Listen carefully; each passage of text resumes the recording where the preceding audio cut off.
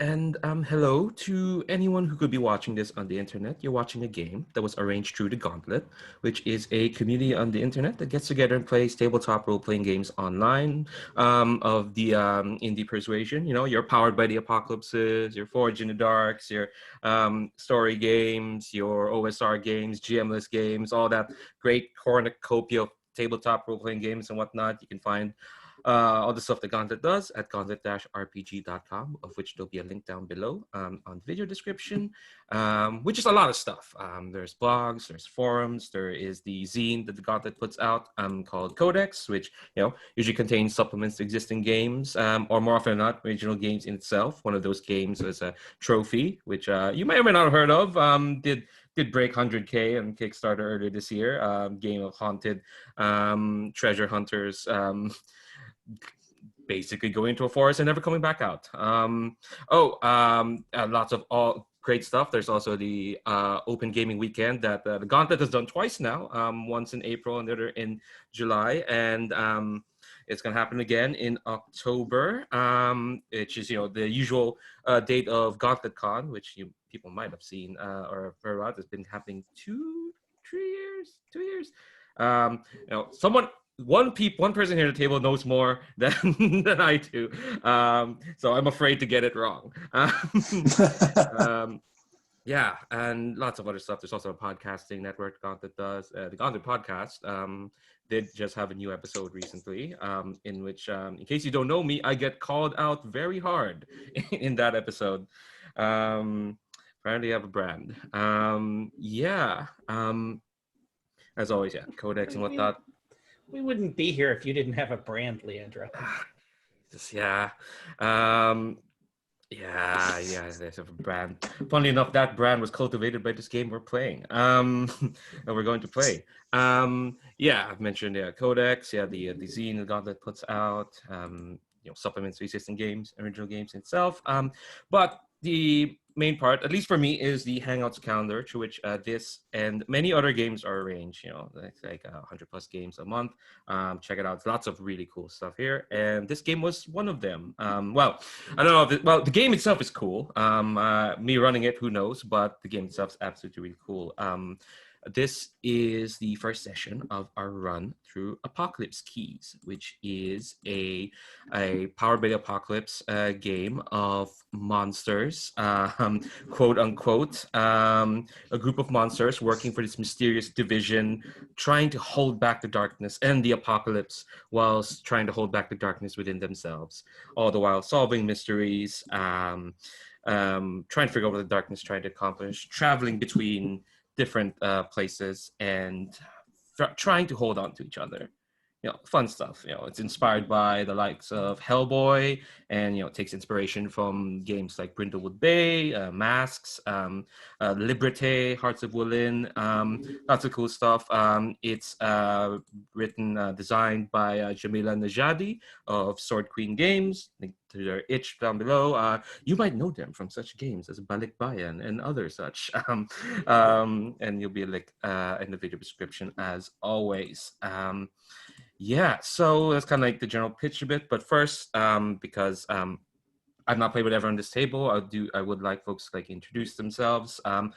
Just players first. The main thing I'd like to see is your names, pronouns, and specifically what you're looking forward to in this game. Also, if you have anything you want to shout out, anything you're involved with, feel free to do so as well. I'm gonna go clockwise on my screen here. So I'll start with Mario, if you'd like to introduce yourself. Hey, my name is Mario. I've been with the Gauntlet for what now feels quite a while. And I'm glad to see at least 2 people I played with. I'm not really sure about Brendan. Yes, you have, Mario. Okay, that's maybe because I don't see your face, but good to have you back then. One thing I just want to say is come play with us on a Gauntlet. It's such a good time every time I play with anybody from the Gauntlet, really, and I enjoy it tremendously. What I'm looking forward to, that's a good question. I've seen that Hellboy is one of the major influences of the game. So I just rewatched the second movie to just know what it's about, because I've felt like I forgot about the first or the second movie. Haven't seen the third one, but I found the second really interested in like the heritage wise and like what's family and what are your personal ideals. So I think that is a personal touchstone for me. Yeah, that's it.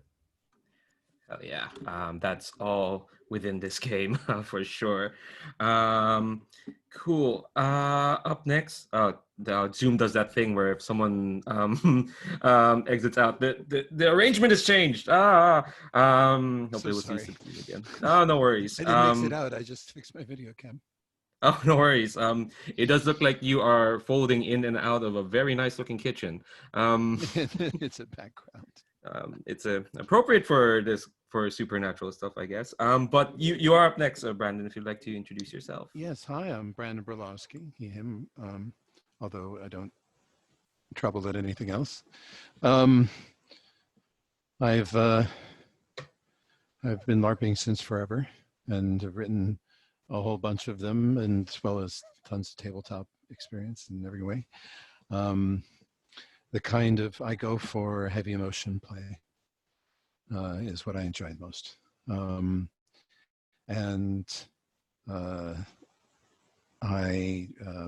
liked the premise of this because for two reasons. That I liked I like Hellboy, and as one of the influences of it, just like Mario said. But also because the interplay between the monstrous and the human is for me a fundamentally interesting thing. I've seen that done very well in Monster Hearts, you know, in a less grim setting. And I've found it to be very powerful, you know, when taken right. And so I'm really enthusiastic about the genre. Oh yeah, hopefully we'll serve you well in these coming weeks. Just got an email from Sabine. Their computer crashed. They'll join us in a moment. But for now, Jim, why don't you introduce yourself? Hey, I am Jim Crocker. I use he, him pronouns, although, again, if you're using they, them more generically, that's totally fine with me. That's not going to bother me. I was recently agreed to become the open gaming coordinator for the Gauntlet. So I am the person in charge of making sure that our open gaming weekends happen, go smoothly. This is my first time, you know, spinning it up and organizing it. Hopefully this will be, this one that we've got coming up in October will be in the spirit of the previous Gauntlet cons that we've had. You can find out all about it at that website that Leandro mentioned, the gauntlet-rpg.com. It's happening middle of October. All through September, we're going to be recruiting GMs to sign up. If you're a designer and listening to this and interested in maybe being a special guest, get in touch with me. That's all stuff we're looking forward to. I hope it's that we're going to have a great time. They've all been, the ones I've been involved in before have been a whole ton of fun. If you're interested in finding out and hearing me talk about gaming and social justice and, like, you know, the occasional post about whatever picture of my delicious vegetarian meals, you can find me on, I'm on Twitter at Jim Likes Games, just like it sounds, JIMLIKES, GAMES, Jim Likes Games. That's me on Twitter. I am, well, okay, so I've played with Jammy a bunch, and trust them that this game is going to be like exactly in the sweet spot between, like, there'll be a 50-50 chance with any given problem that we solve it by kicking it in the head or making out with it. And it will, you know, depend, and I think we'll never be entirely sure, even after we have solved that problem, whether the other approach might or might not have worked. And I'm really looking forward to it. Huge Hellboy fan, the kind of, you know, sort of like weary, snarky, you know, like I've seen it all before. Oh, maybe not this, maybe not, but maybe not in exactly this permutation that we get out of those comics is something I'm really looking forward to. And I saw the other people who were signed up for it, and I've played with, I think 2 out of the 3. Brandon, I don't think we've played together before. But I'm totally looking forward to playing with Mario and Sabine again. So this is a great lineup. I'm really looking forward to it. I'm here as well, Jim. I'm kidding. I'm kidding. It's fine. Well, I already gave you sass about having a brand. So that was, when I saw you were offering it, that's like a whole letter grade right there. So. Jesus, thanks very much, Jim. Cool. Sabine's back, so it means you can introduce yourself as you're here. I can. Yeah, hi, my name is Sabine. I use any pronouns. I have no idea what I should say now, but what I want from this game, well, the usual, basically. You know what I want from this game, Leandro. We've played a lot together, and I think you know that I like drama and I like the occasional, occasional badassery, I guess. Yeah, that's pretty much it. And yeah, I haven't played. Oh God, I can't speak today. Sorry, I haven't played with Brandon, but I know the others, so I'm very happy. Hell yeah. All right, we're gonna see. We're all kind of in sync in terms of the kind of drama we all want. So that's good. We're all on that same page. Just before we kind of dive into the process of building characters and whatnot, I do want to run through the cats for Apocalypse Keys, which for those who don't know, it's a concept, aim, tone, and subject matter. Very nice that this the generic character keeper just has a link to this document. It's very nice. So as mentioned, Apocalypse Keys is a tabletop role-playing game about a group of monsters who work for the Division. The apocalypse is nigh, and to fight monsters, well, we must be monsters. It's kind of there's a few key aspects to this game. One is the main gist of it's going to be solving mysteries. The darkness is trying to accomplish something in a place. How can we hold back the apocalypse here?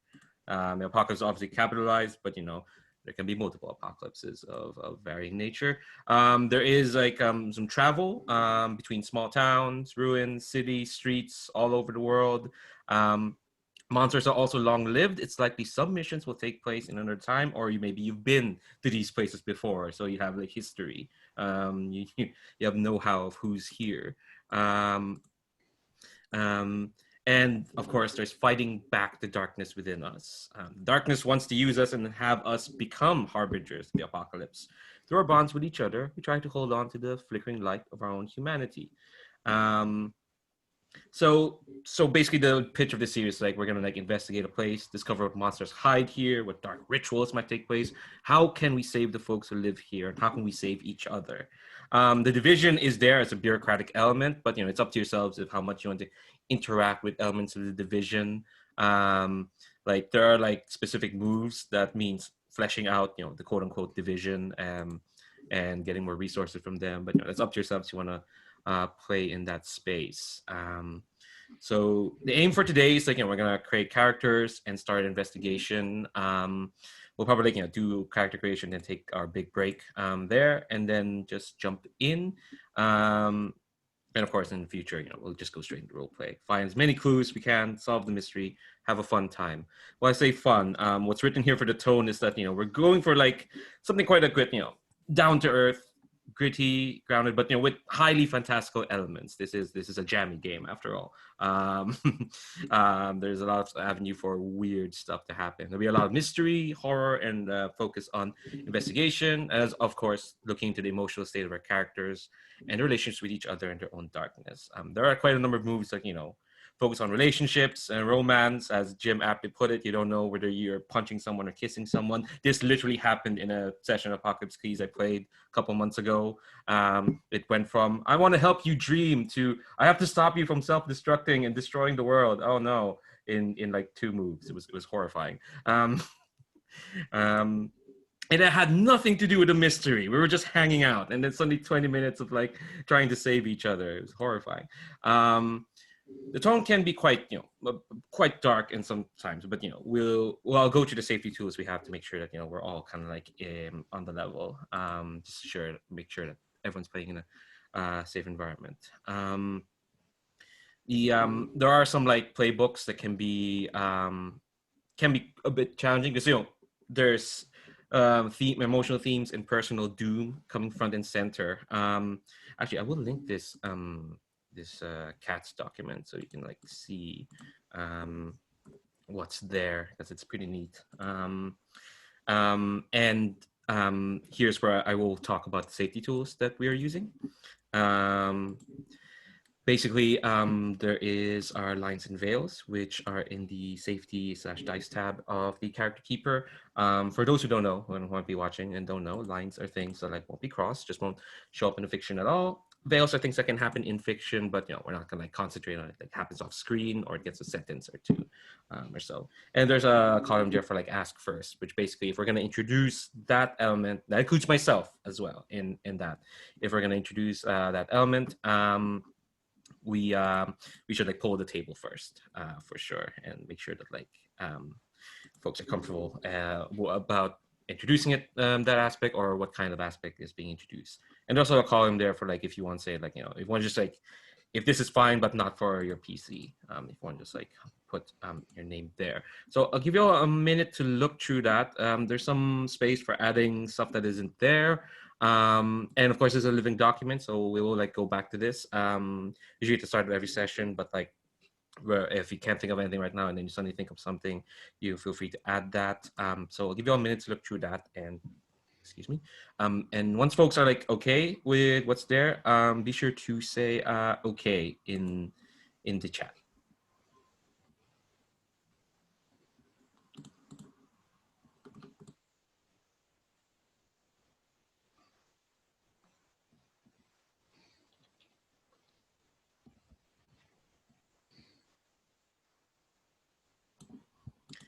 Okay, cool. So the other thing, the other safety tool that we have is a script change, which is basically like it's a series of commands to kind of like let us modulate or like get the closer control of play when we need to. There's like 3 commands that I do want to highlight from script change. The first one is rewind.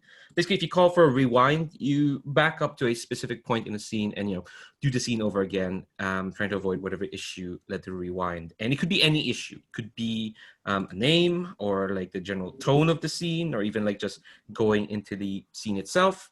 And you don't have to explain whatever issue you have. You can just say, I want to rewind this. I might ask some questions on what's being avoided, but we're not gonna like, what if anyone's called for rewind, we'll respect that, rewind and try something else. There is also a fast forward. When you fast forward, you like fade to back, and advance time is needed to avoid content or elements of play, or just to move forward in time. It's kind of like part of the veils thing, where like we roll into something like, we don't need to concentrate on this, fast forward, we'll just move on.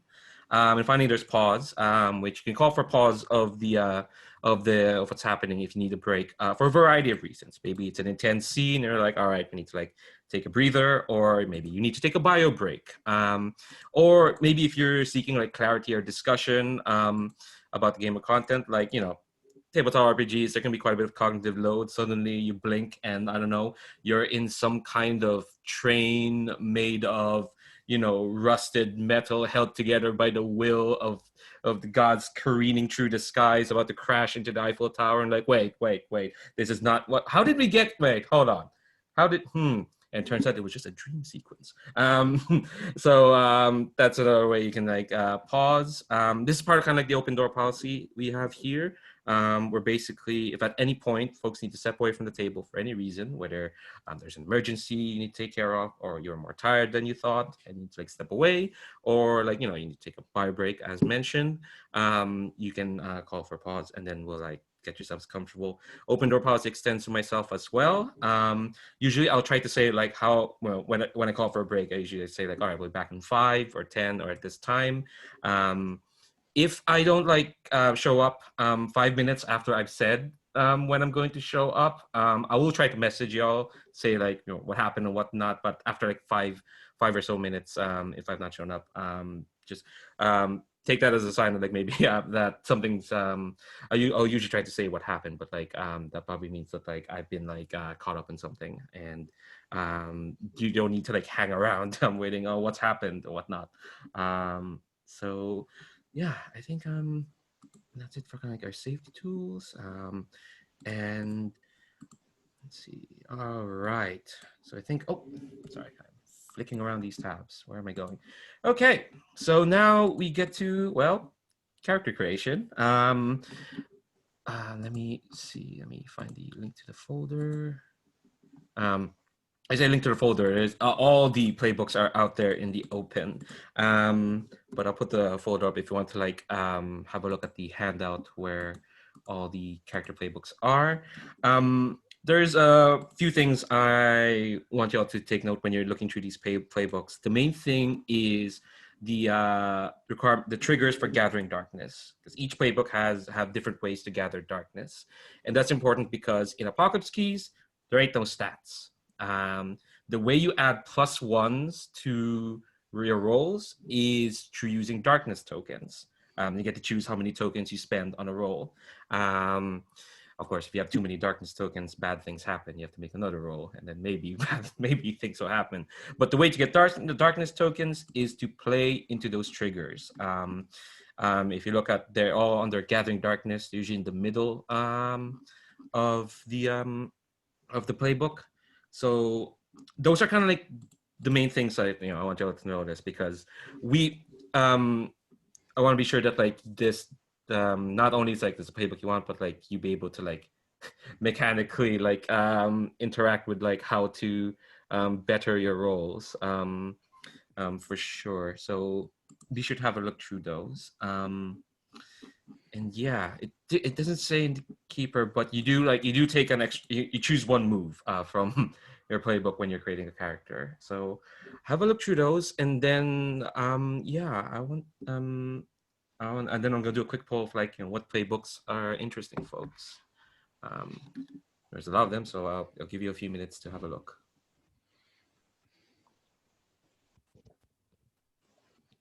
And if folks have questions, feel free to like ask. I read up a little ahead of time.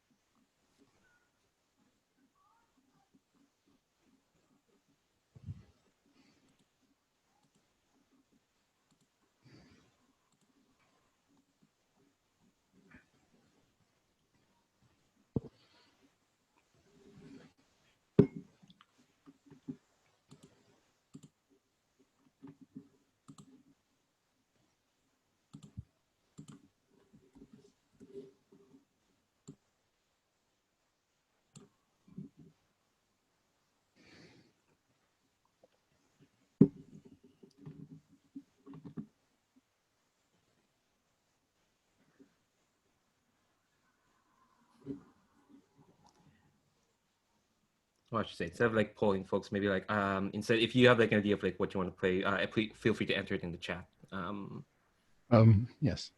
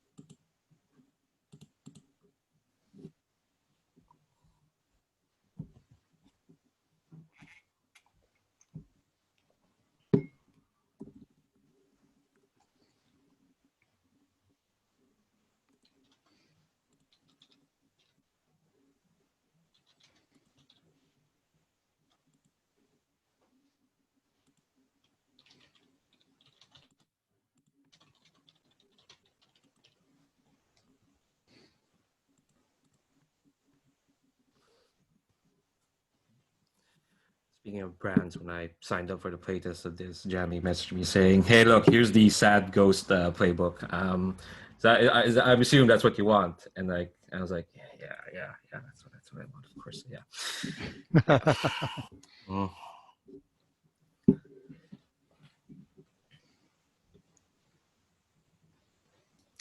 So, like, I just have like a really basic character concept in mind already after watching the movie today. So I was thinking going into some anthropomorphic animal type character like that that wild boar in the second movie that like was always like you took my future from me and now I have to be like this beast, this so yeah, so if that doesn't break like immersion with anybody, I was thinking maybe like continuing a character from Dream Askew that turned into a half human, half crocodile.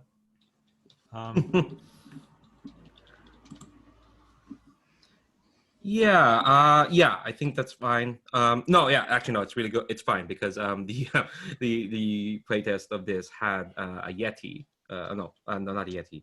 A Bigfoot as a character. And yeah, absolutely. I'm perfectly fine with that.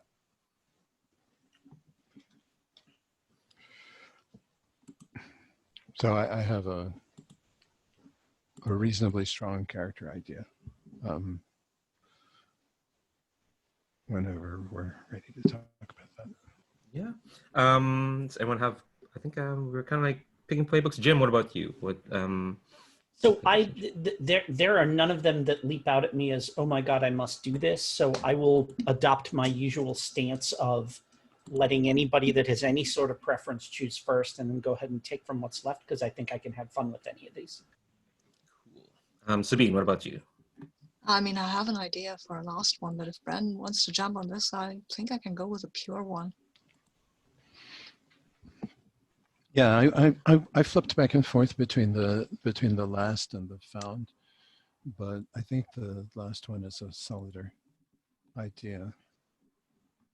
All right. And so I need to check something. So I just realized the pure is missing their conditions. The pure is a terrific character. It's just not one of them that I'm in the mood, right, headspace right now to play. But I love it. I love the stuff that's in it. Yeah, I mean, the thing with these playbooks are quite evocative, for sure.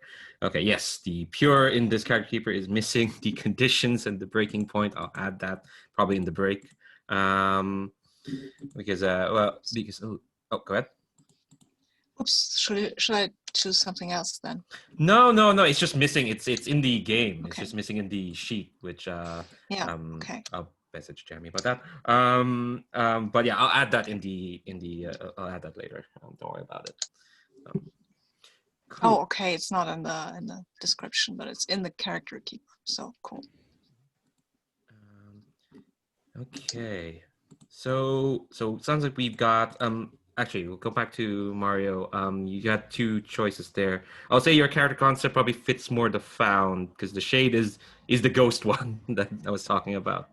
Yeah, absolutely. That's what I just thought. So I'll take the found then. I mean, Mario's thing could also be the summoned, couldn't it? Absolutely, the summoned might even fit better because. To me, the found is very much about, how delving into other people's feelings and things like that. Mm. If you look at their primary move. The summoned is about like. You can't hide your heart from me. That's is the found's, starting move, and so. So I think the summoned is a better fit too. Just from my not having played before, but just from my superficial read. Yeah, I think my mind. Oh, go ahead. Go ahead, Mario. It's just a real basic concept that was more about the aesthetics than the actual reference from the movies.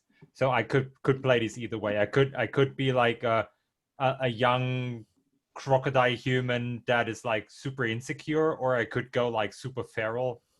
Like I don't mind about the direction, but if you all feel it makes more sense for you to be confronted with a summoned crocodile creature, then I go with that. I have no problems. adapting. Yeah, the I- summon's got stuff like, I mean, like the first thing in your look is a trench coat that hides most of my monstrous form. Yes, for example, yes.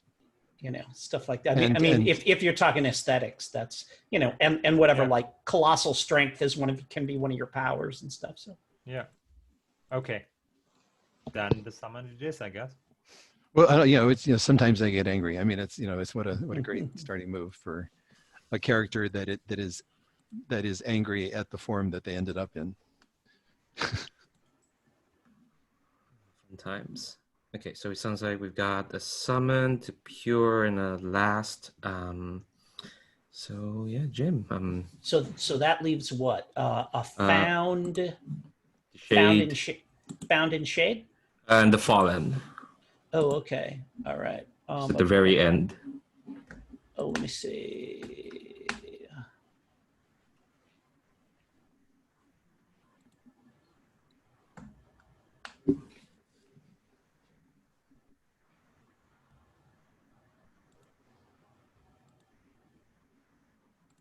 Oh man, they're all so good.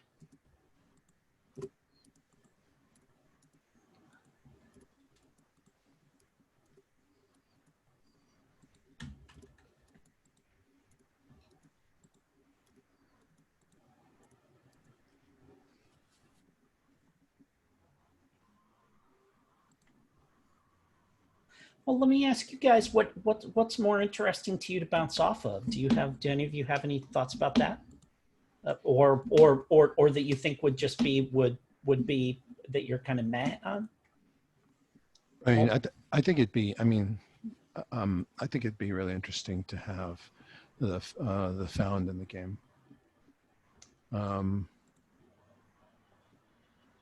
If that kind of thing suits you. Mario or Sabine, do you have any preference not either really. way? Or I don't have any I- preference. cool. So I will play a found then. That is, I can totally do that. I should not have taken a playbook with a pink scheme because I can't abide that. And now I've got to change everything. And there's a lot of color in this character keeper. Oh my Oh, they're different God. colors. Maybe- Yeah. You I mean, hide the. I will do that. But Okay. In the meantime, I'm going to hide the playbooks that I've not chosen. So we Please. have a summoned, a pure, found, and the last. Cool. So we'll work away. You've got the playbooks. There's a bunch of picklets there. The main thing that you're picking is like name, pronouns, look, origin, your powers of darkness, and what does the darkness demand of you? Like what is it about you that the darkness thinks that's what I want for you to do, and then there's like holding back the apocalypse nonsense.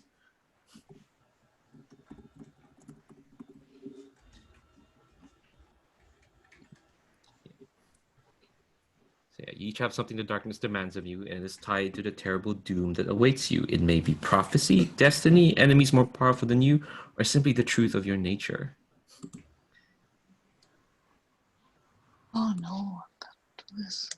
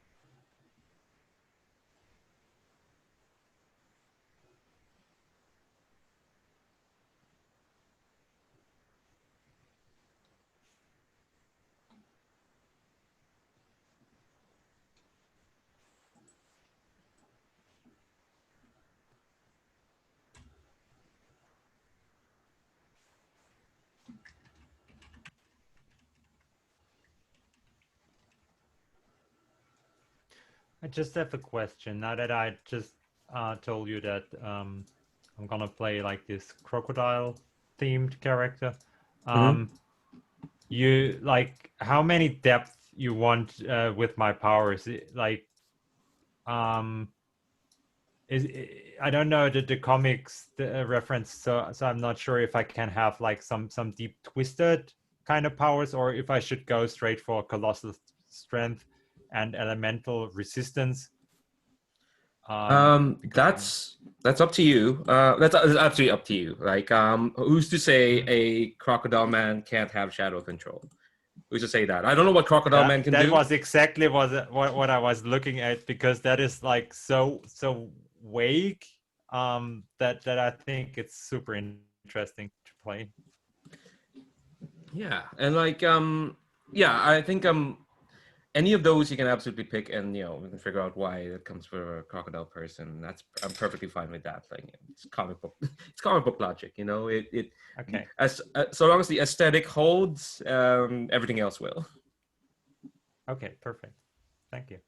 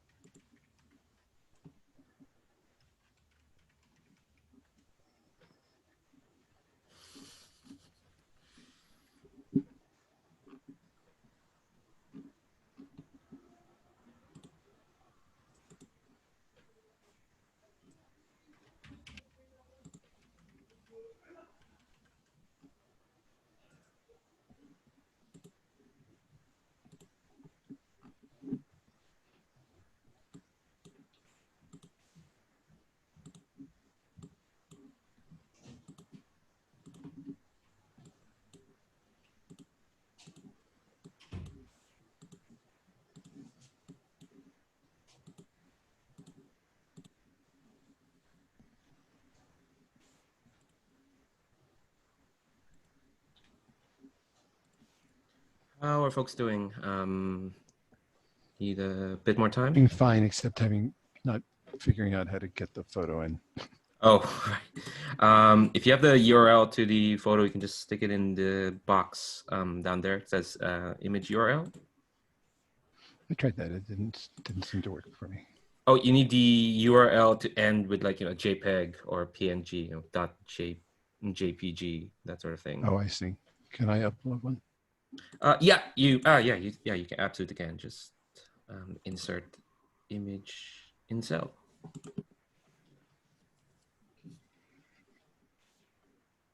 You mean just cut and paste it? I think you could. Or is there You don't want to cut and paste, because that will drop it in as a picture that's not contained by the cell. Gotcha. If you go up top to where it says insert, you will see you'll have the opportunity to insert a graphic there, and you want to do insert in cell. Insert image in cell. Up top where? I'm sorry. Sorry, at the top of the Google sheet, you should have file, edit, view, insert format across the top. No, I don't. Hold on. Share screen here. Ignore the 5 million tabs. You see here, insert. Brandon over here. Hang on. Let me look. Yeah, and then insert Yes. image in cell. Be sure that this cell is highlighted. Okay. I'm not seeing this header up here. Okay. Oh, then you may need to go into, like, if you don't have any of that file, view, insert stuff there, you may need to go into your Google settings to tell it that you want that bar there. Because if it's, yeah. Gotcha. Oh, yep. Yeah. Yeah, that could happen. Like the menus are probably hidden. You see there's an arrow here. That's why it's not showing. Okay. If you've seen my 200 tabs now.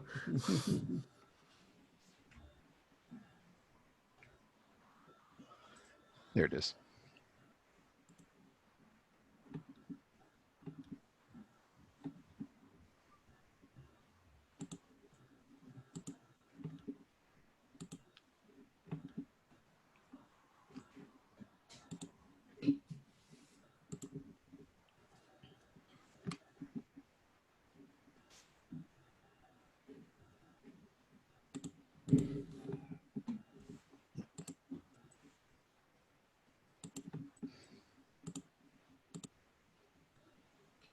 Oh, nice.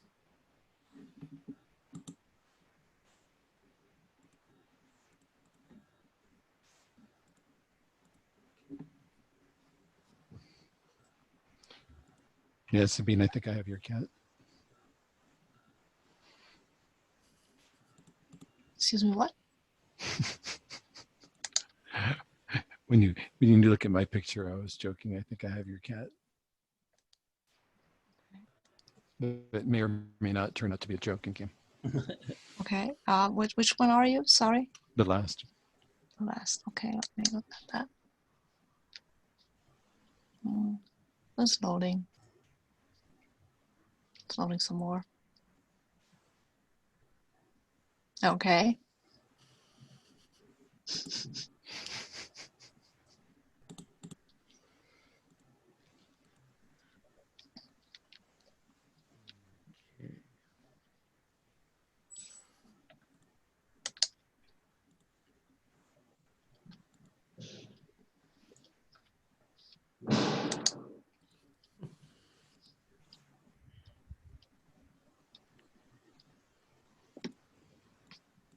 Okay, I think I'll give folks the 3 more minutes or so, and then we'll like introduce characters and we'll get these bonds to form.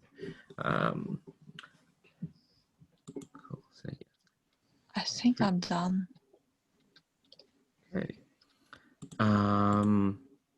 Brandon, are you done? Is there anything else? I am done except for one click. Split between two moves here, both of which describe the character beautifully, and I'm torn. Oh yeah, it doesn't say in the character keeper, but you absolutely can choose one along with your starting move. You can choose one move from your playbook to start off with. So if you just go to the tab with the moves, you can just copy paste the move you want into your player tab. I think it's that one. All right. And should we paste it into our player tab? Yeah, just so like it's all there. Okay.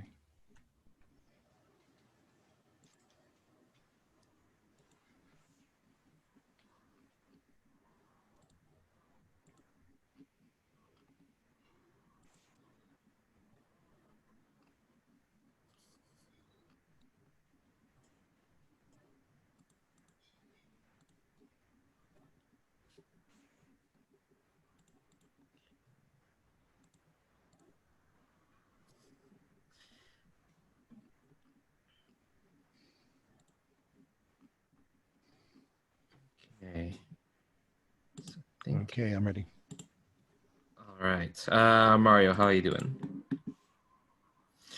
Cool. So we've got some characters. Let's get to meet them. Let's go from left to right on the character keeper. So Mario, we will start with your crocodile person.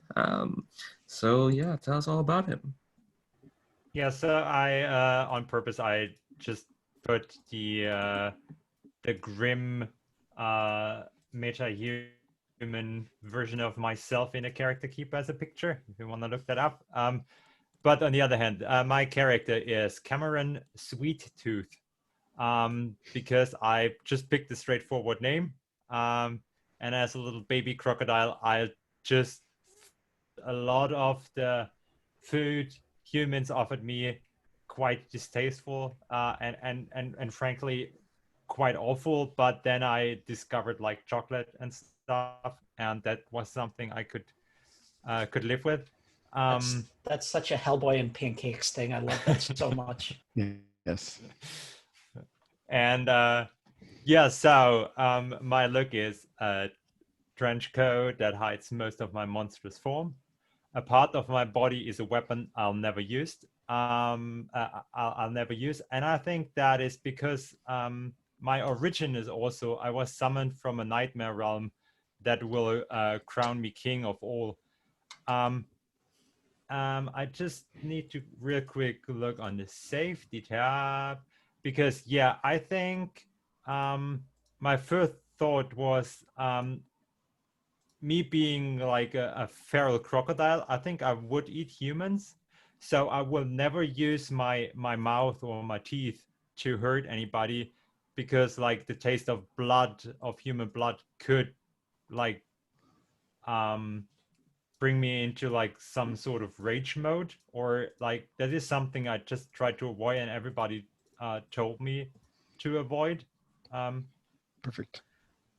So I just want to make sure that like cannibalism itself could be an issue, but I don't want to say something good. Yeah, that's super. That's great. I just don't like. I've eating people, and that's super fun, and I don't like that. Yeah. But if you say, oh, I might accidentally lose control and then eat somebody and then feel guilty about it, that's super fun. Exactly. That would be a terrible thing. Yeah, no, I know it's a fun, terrible thing. It's fun, terrible, and it's perfect for a character with huge monstrous teeth. And then I just think I have something that hints at how I try my best to be human, and I think that was during my teenage years. I got a tattoo like that went before it was cool, like 16 something, 16th century or something like that. So I got a tattoo before it was cool, but that back then I thought that would help me to blend in, before I realized, oh, several centuries after that, it's not cool, but now it's becoming cool again, or sort of is cool again, and this helps me to blend in. God. You seem very adorable. And powers wise, I chose Colossal Strength and Shadow Control. What does the darkness demand? I'm thinking of being someone that just try to never explore anything about the darkness within them. I just tried to avoid it because every time I got a glimpse, it was so overwhelming. So I only chose one so far, and I think might be fine out and play a second one. But the one I chose so far is to yearn for a love that can never be mine. And I think growing up amongst humans, I just have this ideal that I should have a human girlfriend, but it never works out. I've got this creepy aura, and it's so hard to, whenever I get closer to somebody, and I just mess it up every time and time again. Just doesn't work. Oh my gosh. Okay, that's Cool. Cameron. I have like a question or two about Cameron, and if folks have questions as well, feel free to pose them. You mentioned 16th century, so how long has Cameron been on this world? I think Cameron is not the kind of person using a lot of calendars and stuff, especially since like days are so short in this world. They only last 24 hours. That doesn't really make sense. So a couple of hundred centuries. I would say Cameron is really old, but not really wise, because that is just a normal. He's just ending his teens. At where he's coming from. Oh my gosh. Where is he coming from? What is this nightmare realm that wants you to lead it? Yeah, that is a lovely water-themed world. They got a bit of a swamp, a bit of mangroves, and crocodiles are the kings there. We don't know humans where I come from, but we have a lot of crazy, colorful frogs and all those amphibious creatures. And it, quite frankly, it's a lovely place. There is no cold. It never freezes. It never snows.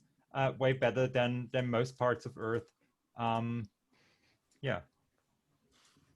Sounds like a lovely place. I don't know why you'd leave it. I've been summoned. It wasn't. Okay, oh yeah, that's true. That is true. That's the name of the playbook. Yes. Yeah. Do you have an inkling of why you're here, or who or what brought you here? And obviously, we can play to find out if you don't have an answer, if you don't want an answer right now. Maybe we just as a foreshadowing thing. I just go with the plain old cult thing, like some sort of medieval cult tried to summon whatever they thought would help them, and then there came some sort of crocodile creature, and they tried to get rid of me, but that didn't really work, and naturally I just managed to survive during the Middle Ages. Can I may I make a suggestion that's not the Middle Ages? Yeah, sure. Which is having lived in New Orleans for 4 years and soaked up some of the culture there, it makes perfect sense that there might have been people who came there, back in the 1600s, that summoned you up, as they were trying to summon Aloha, one of the voodoo gods. Yeah. And they got you instead. And which was, completely wrong. And they, fled in terror, or something else terrible happened. So you were summoned by magic done by, African, African captives. or descendants thereof, Creole descendants thereof in New Orleans or in Yeah, sure. Louisiana before New Orleans existed. I'm super happy trying to explore that. It's just Because it also describes the I don't know environment much that about. your Yeah. character finds most comfortable. Yeah, Go ahead, Mario. sure. I just struggle. I don't know much about that kind of culture. So like, just help me out to phrase it in a more sensitive way whenever it comes up. Because I don't have any real experience with what actual voodoo is like. I just know the mainstream ripoff of whatever deeper meaning is behind it. Well, your character doesn't necessarily know anything about it. These Okay. people were trying Yeah. for a different entity, and they got you by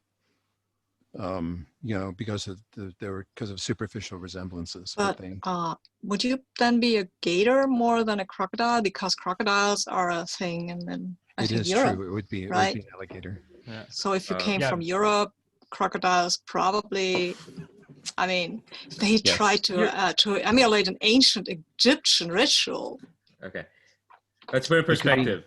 Cameron's Okay. from a swamp dimension. Fine. Anyway, just like this. So. Yeah, well, I like the idea of more of a voodoo ritual that makes it a bit richer. I think so. I'd go with that. I'm looking forward to some of the scientists we meet being like, well, if you look at the angle of his snout, technically he's more of a crocodile man than an alligator man.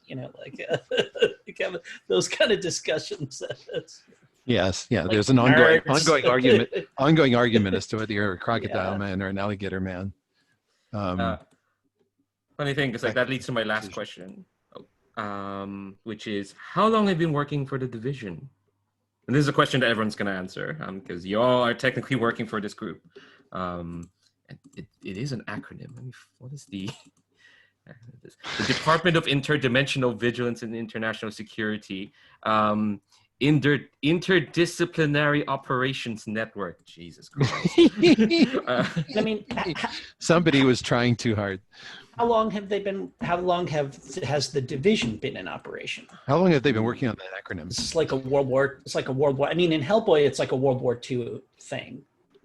It doesn't say, which basically means it's up to us. If you want. Okay, cool. Yeah. I like World War II. Yeah, but maybe it's just something where they like reinvented themselves because like the older versions of their intelligence agencies didn't work anymore. Yeah, I mean, certainly, like if you've been around since the 1600s, you could have been part of, whatever, like Lewis and Clark's expedition, and the, whatever, like, fought in the Civil War and, been part of like whatever, Teddy Roosevelt's, really rough riders or something like that, there's all kinds of fun flashback stuff you can do with that. But unless you pass. Quick question about the setting. Are we in the US? Or are we just assuming? We are going to be traveling around. The division sends you all over the world. Okay, spoiler: the mystery I cooked up is going to be set in Dublin, Ireland. So just because I want to indulge myself. But where is kind of division central as far as we're that concerned? again is undefined. That is up to ourselves. We can say it's in the US. We can say it's in Europe. Oh, good.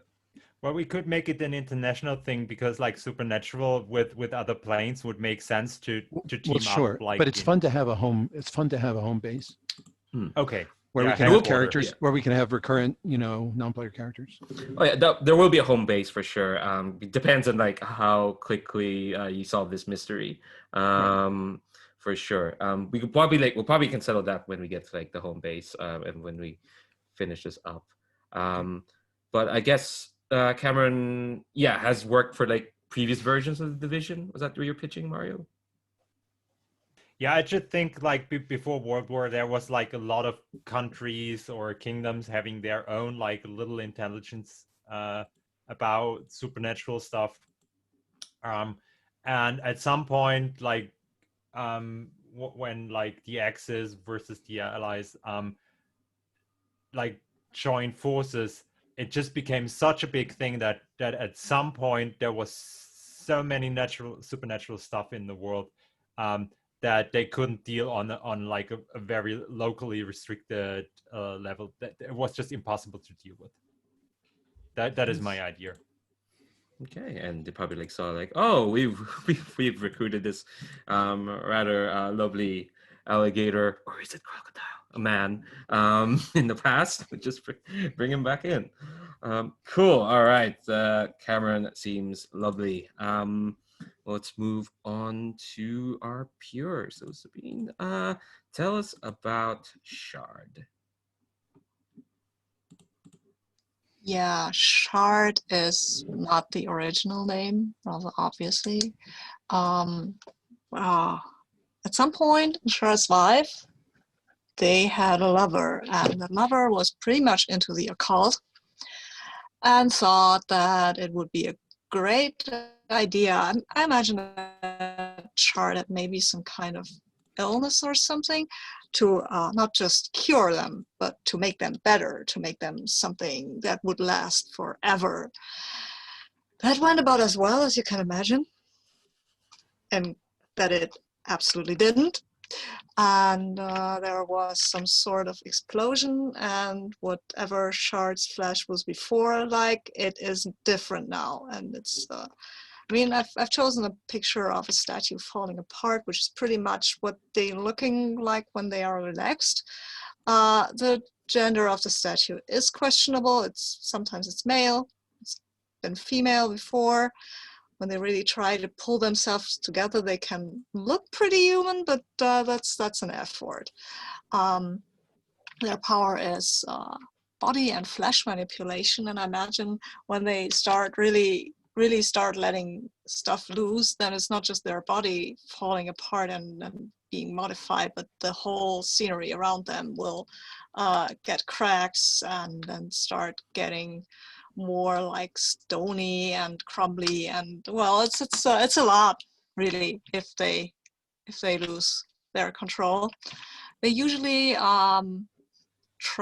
they usually wear very tight clothing, even bandages, which is a sign that they try to control their powers, because usually these powers, they want to be let out, right? The whole body wants to expand, and that's well, yeah, it's a bit creepy.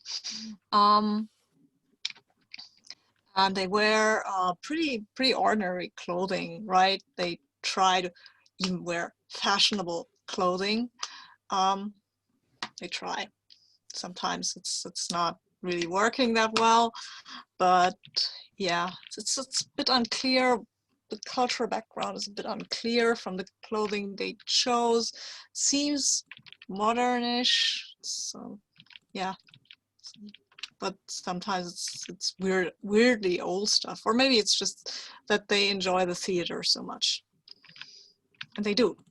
They like going to the theater and wearing masks and stuff like that.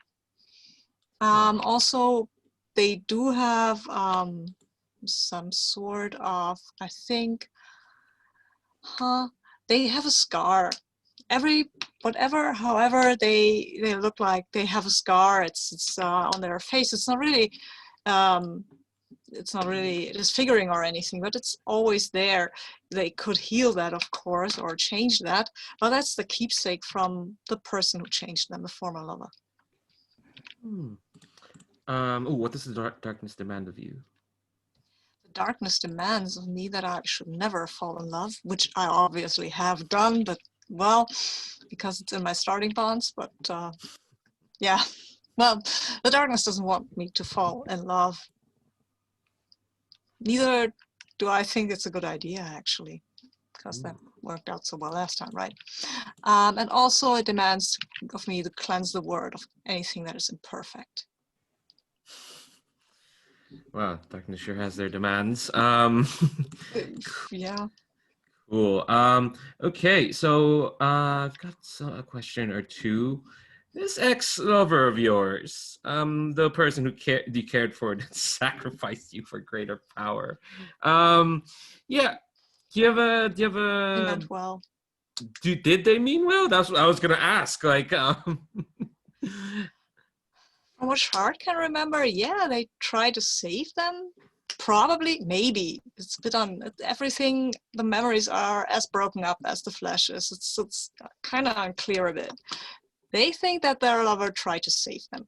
Might turn out that this wasn't the case at all. Way to find out. As always, do you have like even a name or even just a description? Maybe they have I blue think eyes. the name is Cassandra. Okay, cool. That's just from my notes. Turned into that. Cassandra. Cool.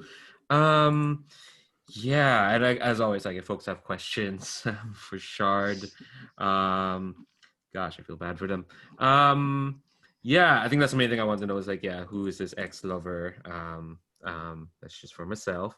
How long have you been working for the division then? How long ago was this like turning? You think? I know your memories are like shot. Yeah, I think I came to the attention of the division in the 60s maybe. So and then it was a bit of dancing around, like, is this a monster we have to take out, or is this somebody we can recruit? And after a bit of well, cat and mouse game, I think I kind of was. Let me look at what my cues here are. I think somebody helped me maybe take control of my power a little, and then I said, yeah, I am going to help you save the world, sure, because I kind of like the world, and I don't think killing people is a good thing, and yeah. Well, that's good to know. Does anyone have any questions for or about Shard? It sounds like you can pass if you want to. Is that true? Yes, I can assume the form of a person, maybe even a specific person, but it's hard. It taxes me. Okay. Cool. Never know what the roles will be. Cool. All right. I love that you always have a scar. That's great. Mm-hmm. Yeah. Gotta have a tell. Cool. Nothing else. Move on to our found, which Jim, you'll tell us all about. Yeah, I embody the wisdom and cruelty of doom. My power is inquisitive, emotional, and strange. My heart yearns to know and be known. My name is Anther. I identify as she, her. My name is a name that reminds me of the mystery that birthed me. The anther is the part of it's that kind of like strand, like it's like a filament with a little bud on the end that sticks out from the center of a flower. Is what an anther is, and that is what I am named after. My look, the smell of incense and flowers, the coldest touch and warmest expression, and something that hints at how I try my best to be human. I am like somebody that met me or saw me and didn't know what to call me would call me a dryad. I'm a plant creature. And I have kind of shaped the wood and fibers and stuff that make my body to resemble a humanoid female as much as I can, with, cascading ivy and flowers and stuff like that in my hair and things like that. But that passes for hair. But the thing that hints at how I try my best to be human is I wear jewelry. I love jewelry. Necklaces, earrings, rings, waistlets, torques, stuff like this. So to the extent that I receive a stipend from Division, I don't need to spend it on food. The sun provides me with all that I need there. I can't eat human food, but I can buy shiny, beautiful things made out of gold and silver and gemstones and things like that. which are just fascinating to me, and I think help me look more like a person. It sets people at ease that I understand that those aesthetics. So, my origin: I was found in an alien world and brought back against my will. 1982, the off the books moon landing on the dark side of the moon. Along with all the rocks and samples, they brought back a frozen solid, desiccated, apparently like a seed or like a plant pod, like a bulb, like a flower bulb, about the size of a softball, right?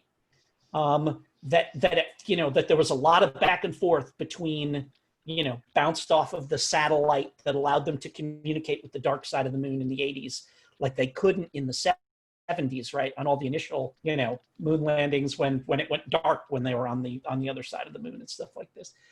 So there's a lot of back and forth. I swear to God, it looks like a plant. Well, put it in a sample bag and bring it back and let's see. As soon as that bulb was like, the temperature was normalized and I was exposed to atmosphere, it started to thaw and crack open and tendrils started shooting out of it and stuff like this. And I was burst out of that, and I was birthed out of that pod. Oh, and you said off the books 1982 moon landing. I was like, okay, hell yeah. All right, I'm down for this. I'm absolutely down for this. Yeah, well, tell us about your powers. What did you choose? So I chose creature affinity, which I'm going to tweak a little bit to say that that's plants. My affinity is with plants. In the same way that Abe Sapien, is fish-like and gets along with fish and can swim and stuff like that. I'm a plant person and I can talk to plants and, I can, sense what they're, maybe communicate with them. We'll figure out how all that works. But my affinity is with plants.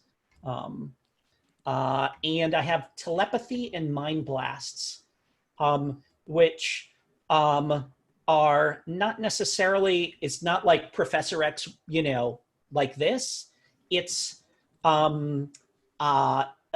poison ivy stuff, right? It's like spore based, and I can put my hand against your temple and through capillary action, like pull out your thoughts and stuff like this and everything.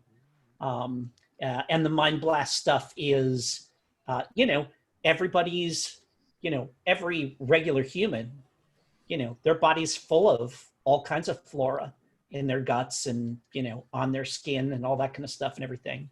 And so I can zap people by, causing, momentary violent reactions with those, the kind of plant life that's sort of always in the air around all the time. Mm-hmm. Yeah, I'm looking at these choices here. Wait, what does the darkness demand of you? To Jesus. create an army of mindless puppets. Mm-hmm. Good. Yeah. Seems reasonable. Yeah, seems reasonable. That's one, and the other is to meet my cruel maker. Wow. Presumably, if I started as a bud or a seed pod, I came from something, right? Cast across the stars. Who knows how long I sat there on the dark side of the moon? Maybe I got thrown at the earth and the moon got in the way. That's one of the theories. Who knows? So, but it implies your maker was cruel, which is interesting. I wonder well, they were perfectly content to allow me to sit, frozen on the moon for however long, and end up on this world without any idea of what my purpose was, and the sole example of my kind. So that seems pretty cruel to me. Yeah, that's oh man, that sucks. Have you ever tried to find anyone else like you? You think? Oh no. I was like I am. I think that my uniqueness has always been at least to like the scientists who were there to help raise me and, you know, educate me and, you know, poke and prod me and stuff like that. My uniqueness was presented to me as a singular virtue, as a thing to be cherished, as a thing that was, you know, that I should value and cling to. That whenever, you know, if I was made to feel like a monster, understand that I was a single perfect jewel, and there was none like me. That's beautiful and horrifying. That's lovely. Does anyone else have any questions for Anther? So you've already answered. Well, mine was, you know, how long you've been in the division, for sure. But if no one else has questions for Anther, was there anything else you want to add, Jim? Or no, I mean, I think it you know, it took me years to actually grow and mature. So I think it was not like a thing where like overnight I emerged as a fully grown thing. You know, like you know, plants like trees require decades to grow and mature and stuff like that. And so I think that, you know, I probably have only been active as an agent for maybe a decade, because, you know, it like from when they found me, it took a good 20 years for me to fully mature and actually become sentient and stuff like this. So.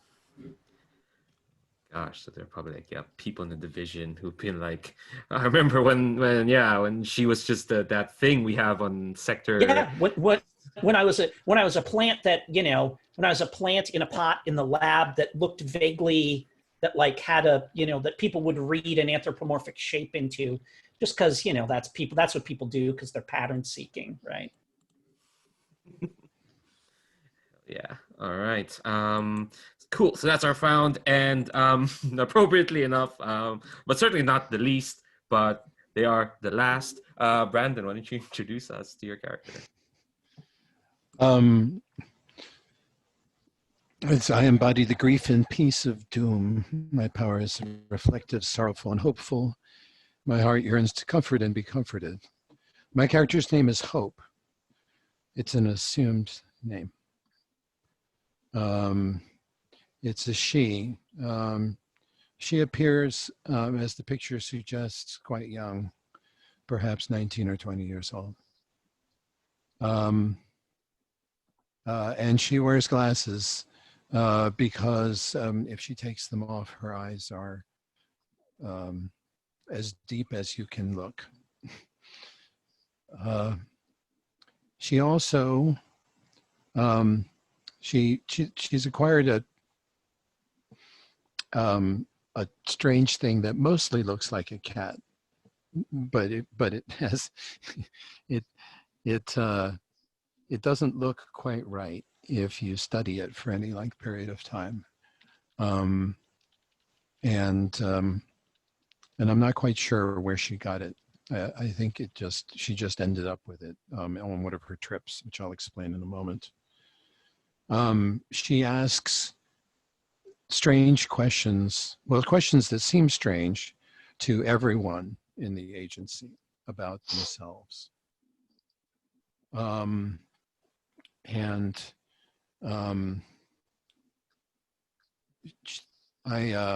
taken a fairly free interpretation of what it means in her case to be the last, because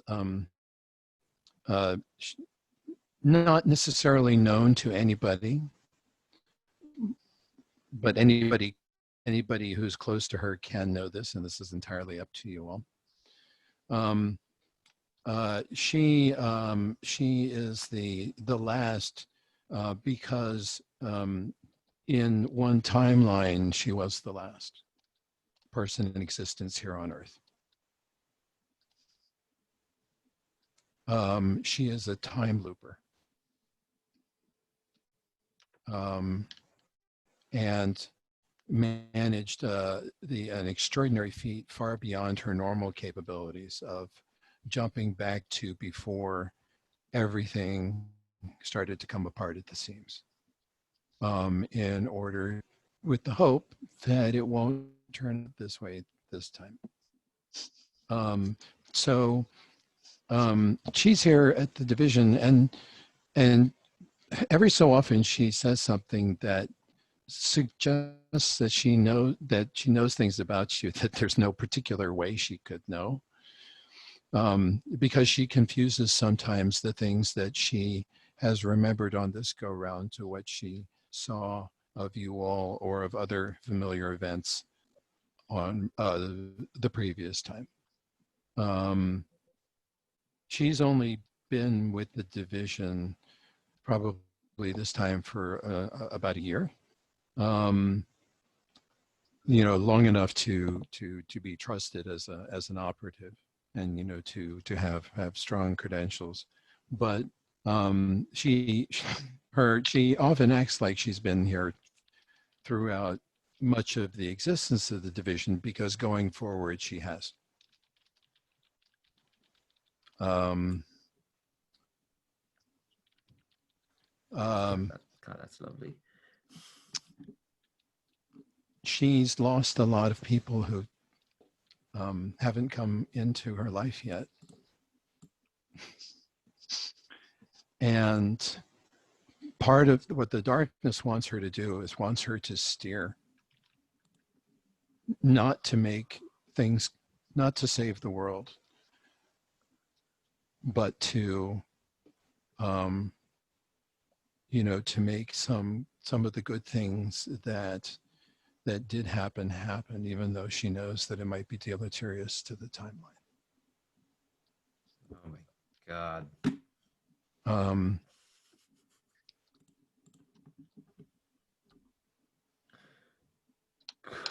That's oh my gosh. I was wondering, like, oh, she seems quite nice. She's got a cute cat. She's really nice. She is human. She's really nice. She has a cute cat. And she has so many of the things that someone who is much older than she is and such has, because she has all these memories of events that haven't taken place, and which she is striving to have some of them never take place. Hell yeah. She has lived through not one but several apocalyptic events. Oh wow. Does she have an inkling of how she got out? Like, how did she get these like powers, do you think? Well, let's see.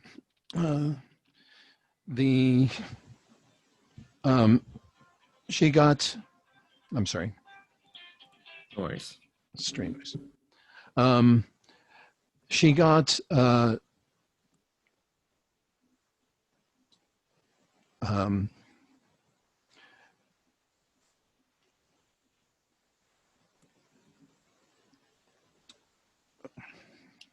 she got these powers from another version of herself.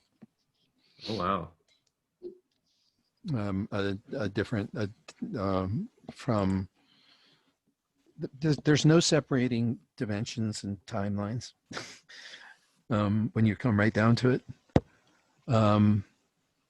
And she's not really sure that it was her that lived through all of this, or in fact, maybe I'll just do it that way. She got these powers from the older version of herself, who basically came back and says, "You have to make it here. I'm here. This is here. This will transfer. This artifact will transfer my powers and my memories, and you have to make it come out right this time." Wow. So somewhere in the future, when the world is about to end, she acquires an artifact that lets her rewind time back to now. Keep that in And mind. then kills her, or paradoxes her out of existence. Wow. I love her. Wish her the best. Well, honestly, I wish everyone the best. Yeah.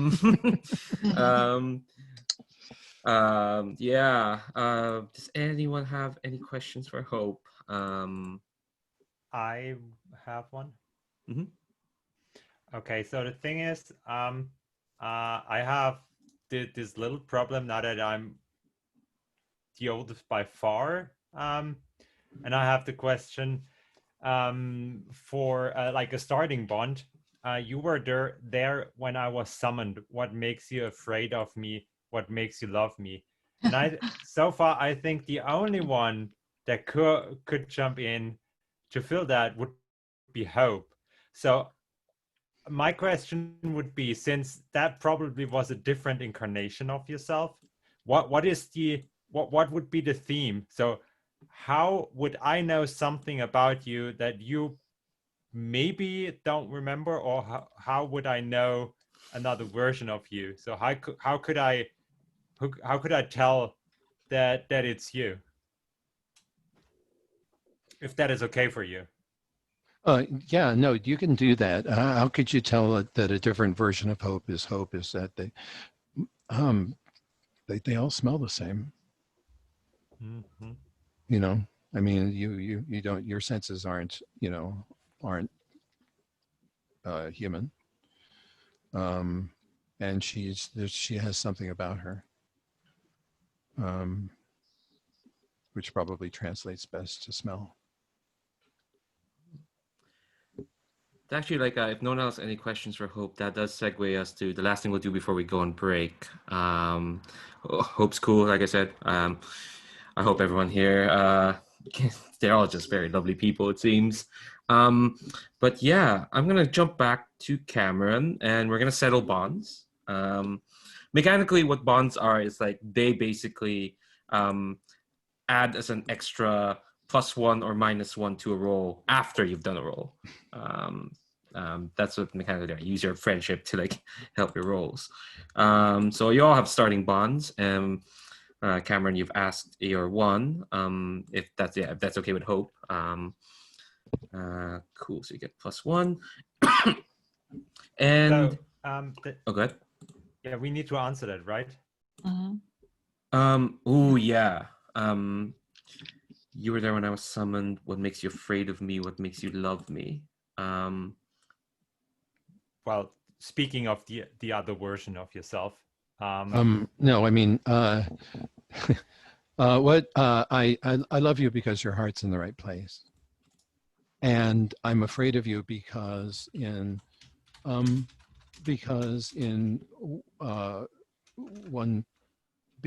timeline, I remember one timeline strongly where you went berserk. Okay, that is super plausible. Whew. Fun times. Hope is very adaptable for these questions. Yeah. because it can be about things that haven't happened yet. That's really neat. You know what? Yeah, let's ask let's ask both of them here while we're here now. If that's okay with you, Mario. Absolutely. So my other one would be, why can't you tell me you love me? And I just from the movement, from the background, I would think that might be Shard. Yeah. Yeah, I think that's probably a good idea. Let me see this. Why can't you tell me you love me? Well, because this might be, I have a starting bond that says I love you, but you rejected me for my own sake. So I think that kind of leans into that I try to reach out, and you said something that I interpreted as you rejecting me, because you said you were like, oh, you are quite breakable and I'm quite strong, or something like that. And that's, of course, I wouldn't then tell you that I love you, because I don't think that you could reciprocate. And well, yeah, that's probably just a terrible misunderstanding, but still. So you're Cameron, right? And I can write that bond down as well, and then absolutely cool. Now that It will say that like Cameron gains 2 bonds from you, but Shard, you don't get 2 bonds from Cameron because that's. I do. that's I their- get. I Oh, love oh, you, yes, but you oh, yeah, rejected me you- for my own sake. Yeah. I forgot. Yeah, you we're- you We've respond tied. with I've just tied these two together because it seems to make sense. And also, the darkness doesn't want me to fall in love anyway. Makes sense. Since we're now here with you, Shard, what's your other question? My other question is, you were there when I truly let go. What did I destroy that belonged to you, and why are you grateful? Oh, I think that should be me. Yes, please. You got so many things. And what are your My powers are body modification, basically, but it reaches, it kind of trawls out when I let go, and it just turns things into shards, basically, shatter stuff. oh, so let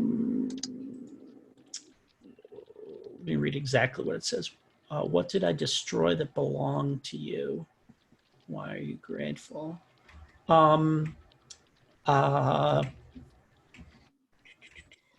Oh, I think you destroyed, what were we, was this something that happened on a mission, or were you still learning how to use your powers, do you think, or what's more interesting to you? I think it's interesting if it happened actually on a mission and I just lost control, because I do. Yeah, all right. Okay, so I think so. I had I was experimenting with like budding myself, and I had created like a little like a marionette sized automaton that would kind of herky jerky follow me around and could like barely follow instructions and stuff like this, and kind of probably more got in our way than was ever helpful. And at some point when you had to like we were confronted by something that the only way to defeat it was for you to just shred it, my little marionette got shredded in the process too. And I was actually kind of relieved because it was kind of a failure. But I couldn't bring myself to, just destroy it. So, and I can feel terribly guilty about killing your little bud. Yes, you destroying it on my behalf was actually a relief for me. Okay, cool. Do I know that it was a relief? Probably not, right? Oh, I absolutely would be entirely open about the fact that I was how to deal with it was a dilemma for me, and that you have saved me the difficulty of having to make a decision. I don't believe that. I think you just want to spare my feelings. Absolutely. Absolutely. Just love it when people just don't say what they feel. Imagine the things we would solve. Oh, it's even better when they do say what they feel, but people don't believe them. That is, that's the soap opera stuff we're looking for. We're gonna have a good time. Cool. So that's Shard's bonds. Anther, your next. Which question do you want to ask first? Yeah. You were there when I was found. Why do you pity me? Why do you admire me? And as far as I'm concerned, that doesn't mean you had to have been on a, like you didn't have to be an astronaut. But like, when they brought me back, and as far as I'm concerned, when I was found could be when it was revealed that actually, this was not just an inert moon rock that they brought back, but the first bud shot out of it or something like that. Yeah, kind of. Or even when you were discovered to be sentient. Exactly, yeah, when they figured out who I was and what my deal was. That could very well be Cameron. Yeah, Cameron. Because I think that is some sort of cultural thing, because you're a plant. And from where I come from, nobody cares about plants. And then I came into the human world, where they were just about to like unleash industrial revolution and just cut down plants and trees. And I've seen these cycles of like where in all the world's plants were just like there to be used some sort, and that perception of you made me pity you, I guess. Why do you admire me? Well, because you were able to withstand all of this. Like, you're still here. You've been growing ever stronger and stronger and stronger, and actually saved humanity just by being a plant. Well, and I mean, if you know, as an idea, also, you know, there's no one else like you here, and that's an admirable quality to be bearing up under. If that's interesting. Sure. So, and my second one is, you love me, but I don't understand love. Why won't you give up on me? That as far one's as mine. oh yeah, there we go. Okay. That one's mine. Yeah. The reason I won't give up on you, is you will.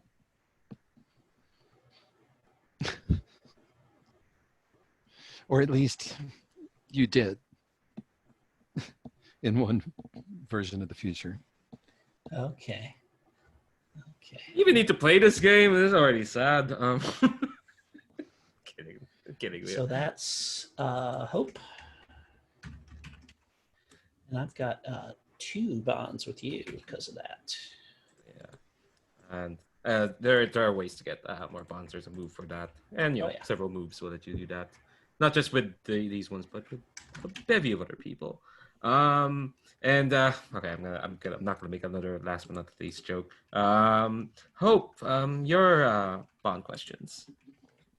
Okay. I'm going to start with I'm going to need y'all help with these because there's a lot of possibilities. So I'm going to start with the second one because it's the more loaded one. We loved each other once. Why do we keep hurting each other?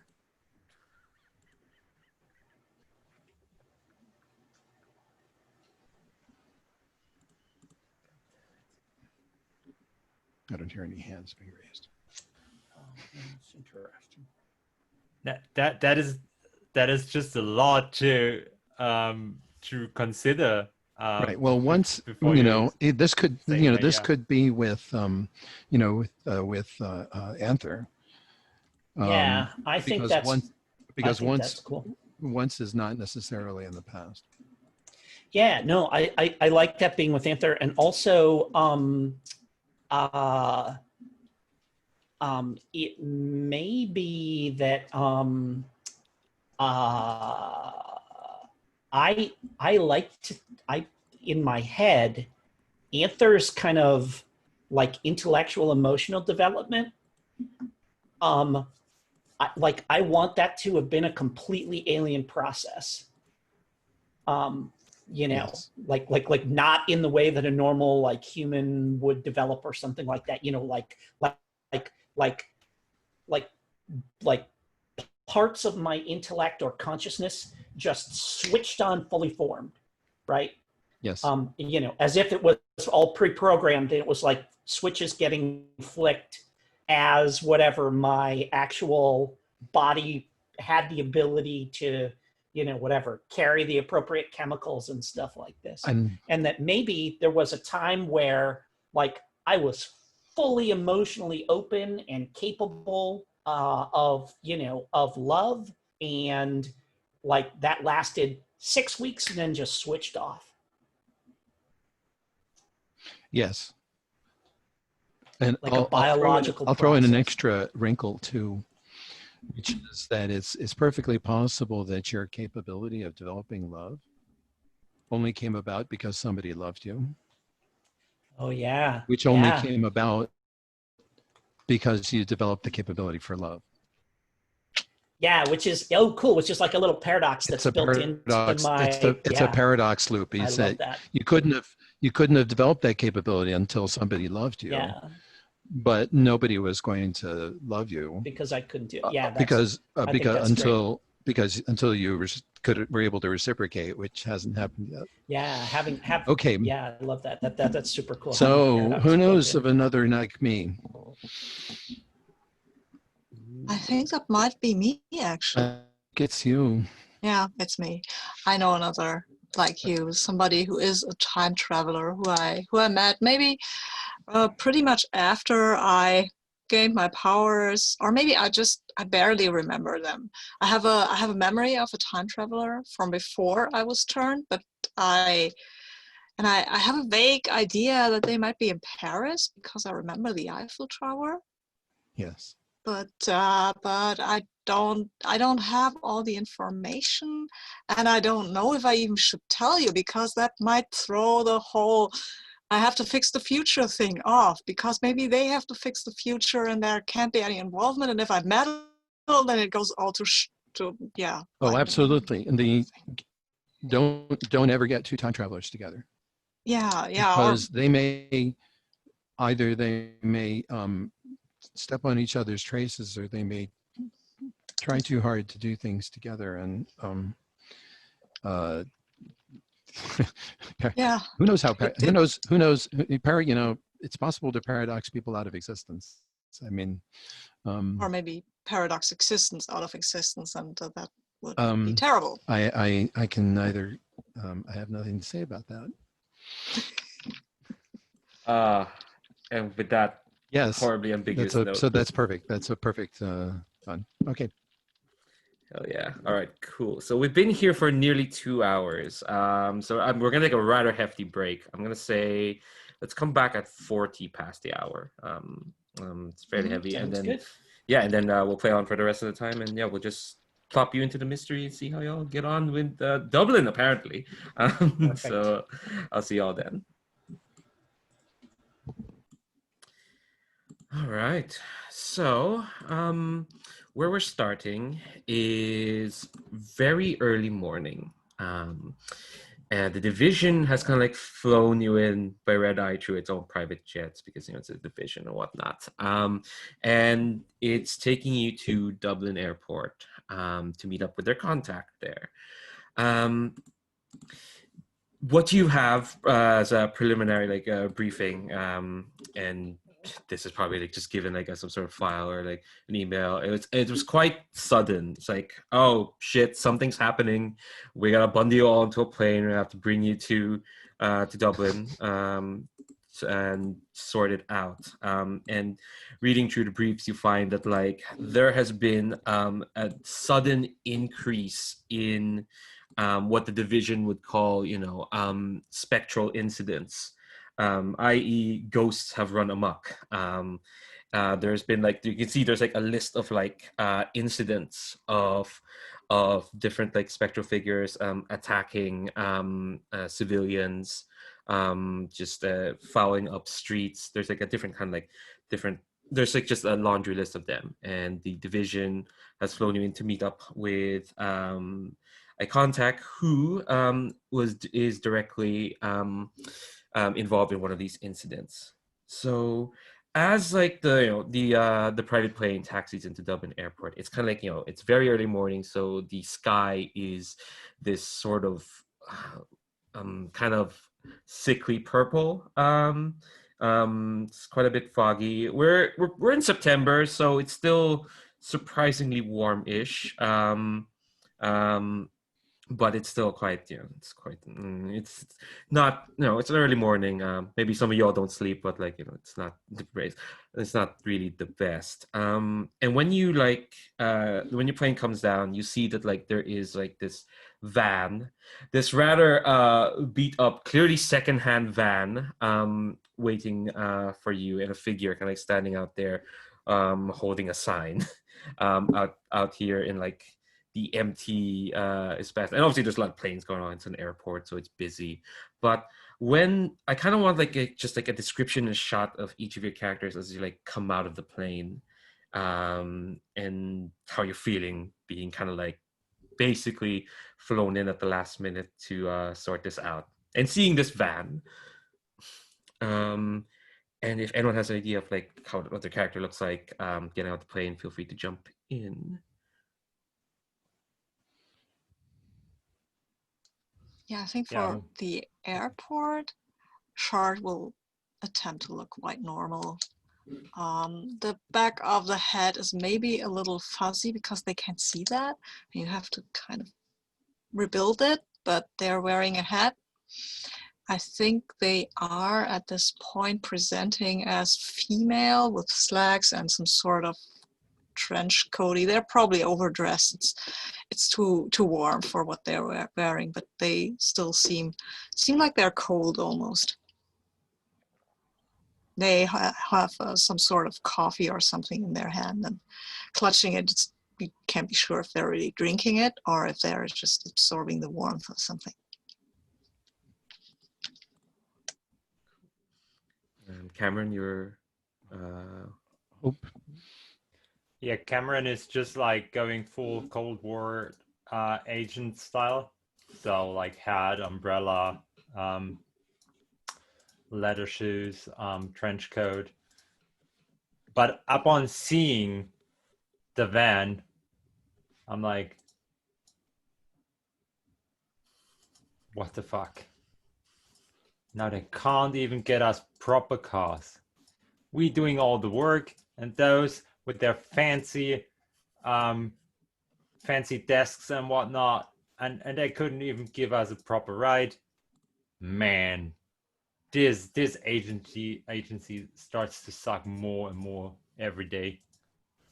I'm so tired of us being like second place. Cammy, it could be worse.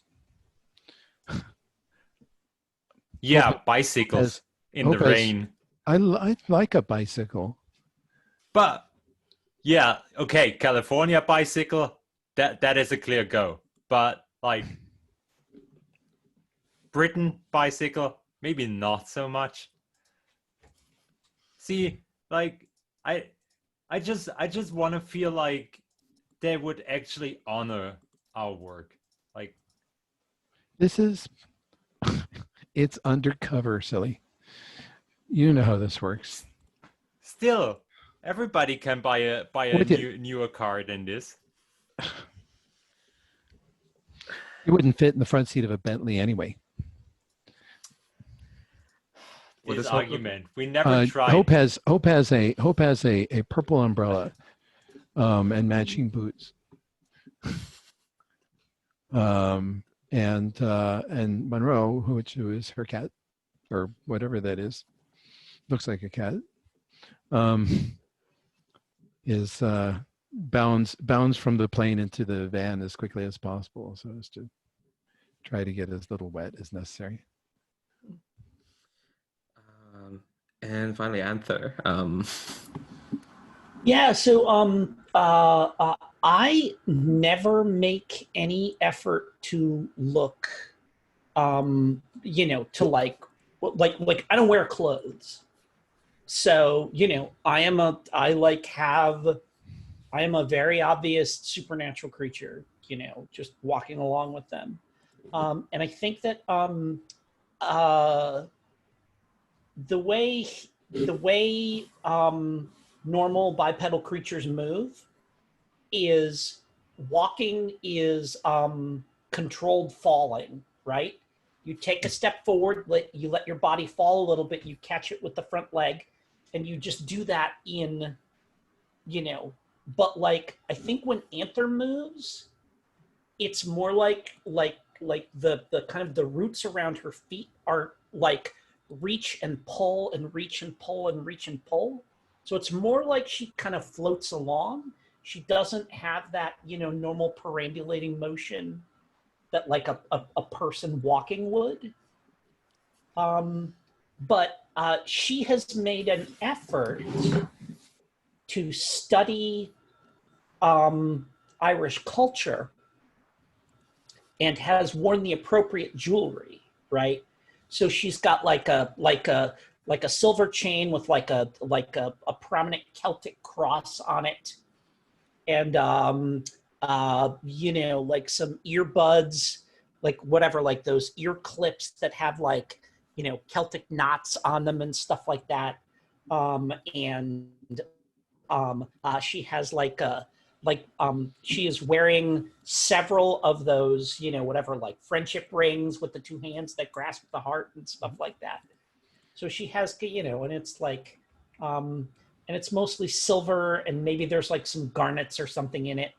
But like she's kind of festooned herself with that.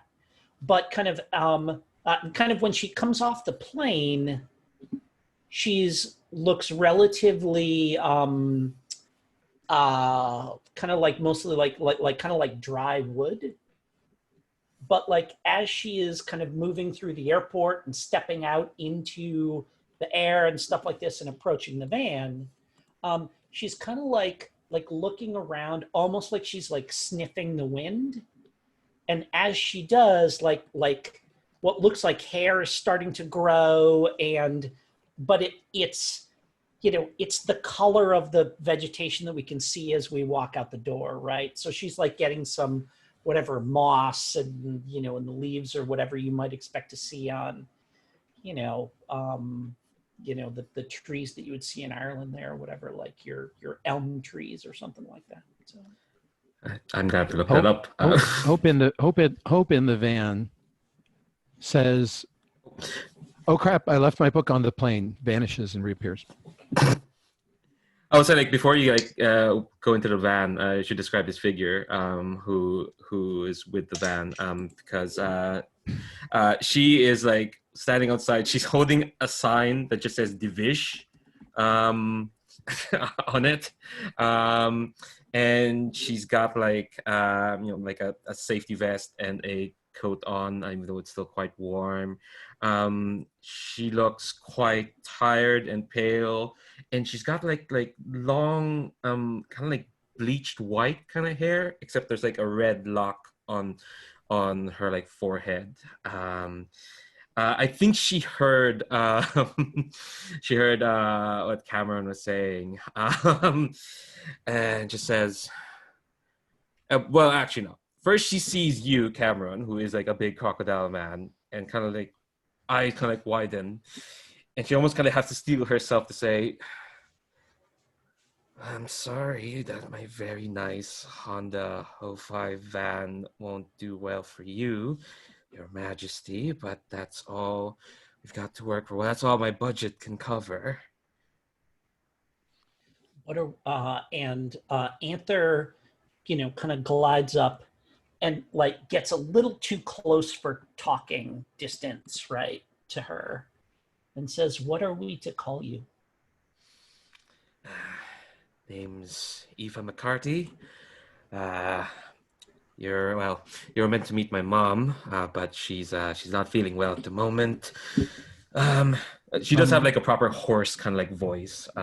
Like she was up way late last night, yelling at some band or something. Yeah, but you call me Eva. And you're. She looks at her sign, and you can see there's like stuff written at the back. You're Anther, right? Yes, I'm called Anther. Okay.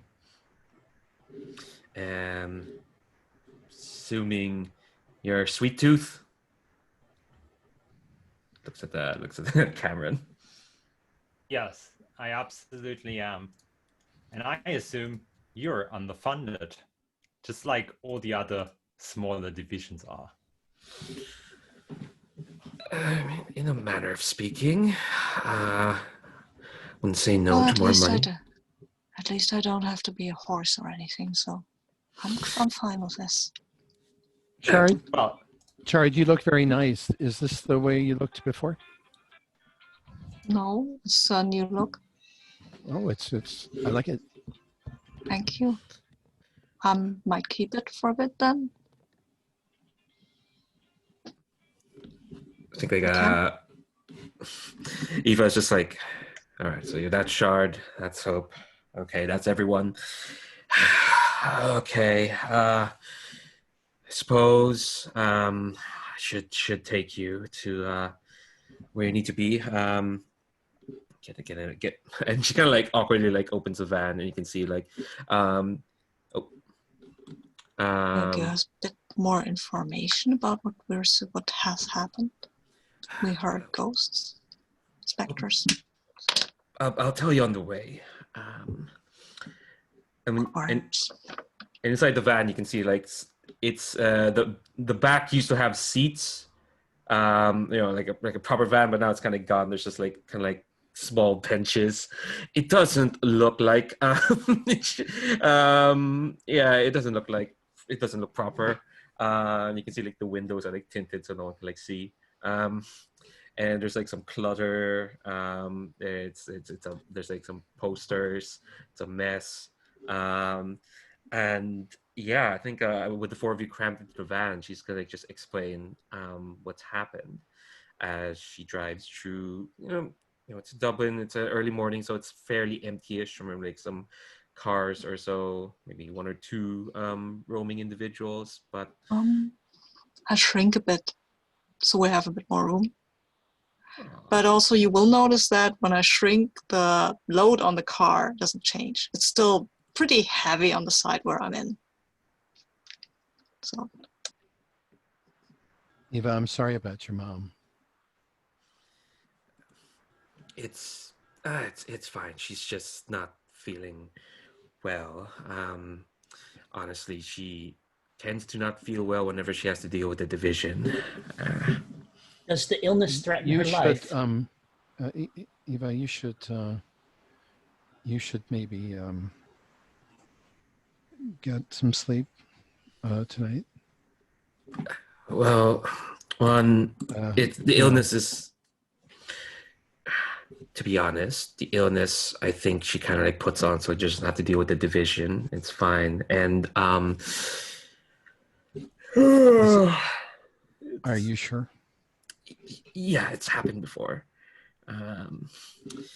It'll be hard. She really would rather not talk to the division, so I guess I'm here. But I don't mind. It's just I liked her. She kind of like gives like a look to you. I'm sorry, I didn't mean to be a downer. No, what were you talking about? Can I interrupt you two real quick? Because where are my gummy bears? I especially wrote an email to have something after the airport because everybody knows the meals on the planes are awful, and I'm hungry. Didn't you get the memo? Hold on. And she kind of like he wants peanut M&Ms, and you have to take all the green ones out first. I don't think I have any gummy bears. Hold on. I think she opens like a compartment, and I think she tosses like just some generic strawberry puffs. I catch them and change them into gummy bears. Because why not? All right. I'm not gonna make you roll for that. Oh yeah. Don't forget at any point look to the triggers for gaining darkness. And yeah, tell me if like you're leaning into that, and I'm pretty lenient with these sort of things, for sure. And I think just to like respond to like what Hope was asking about staying up late, it's just well, I haven't had much sleep really. I've been looking after my boyfriend. He's one of those who got attacked. You'll talk to him soon. Yeah, says Hope, and she looks really sad. Would you prefer it was her? Oh no. Sorry, that's just getting used to. He decided to change quite recently. I'm just getting used to it. Okay. Yeah. Okay. But yeah, my boyfriend Oshin, he was attacked by Well, he'll tell you, but he was attacked outside a theater. He said he found there was this strange shape. He was in rehearsals for this play that the theater is putting on, and he came out and there was this dark shape down the street, and he said it belched out specters that tried to drown him. Okay. Well, he didn't drown. So that's good, I guess. And I think like as you're like driving, you're like coming down this like it's fairly narrow kind of like street, and you're passing by some closed pubs, some shops haven't opened yet, and you'll like stop in front of this like fairly it's this front of this theater. It's got like black and white and red like sort of what you call the marquee. And the title and the theater is called the Crow's Foot Theater. Yeah, I think she kind of like just stops the van there and says like, okay, I know y'all were expecting division support, but I'll be quite clear. There wasn't really whatever. Division's busy here. I'm not even really part of division. That's just my mom, and she's long gone from the division. So I'm sorry if like this van isn't up to standards. This was kind of like a last minute thing. I'm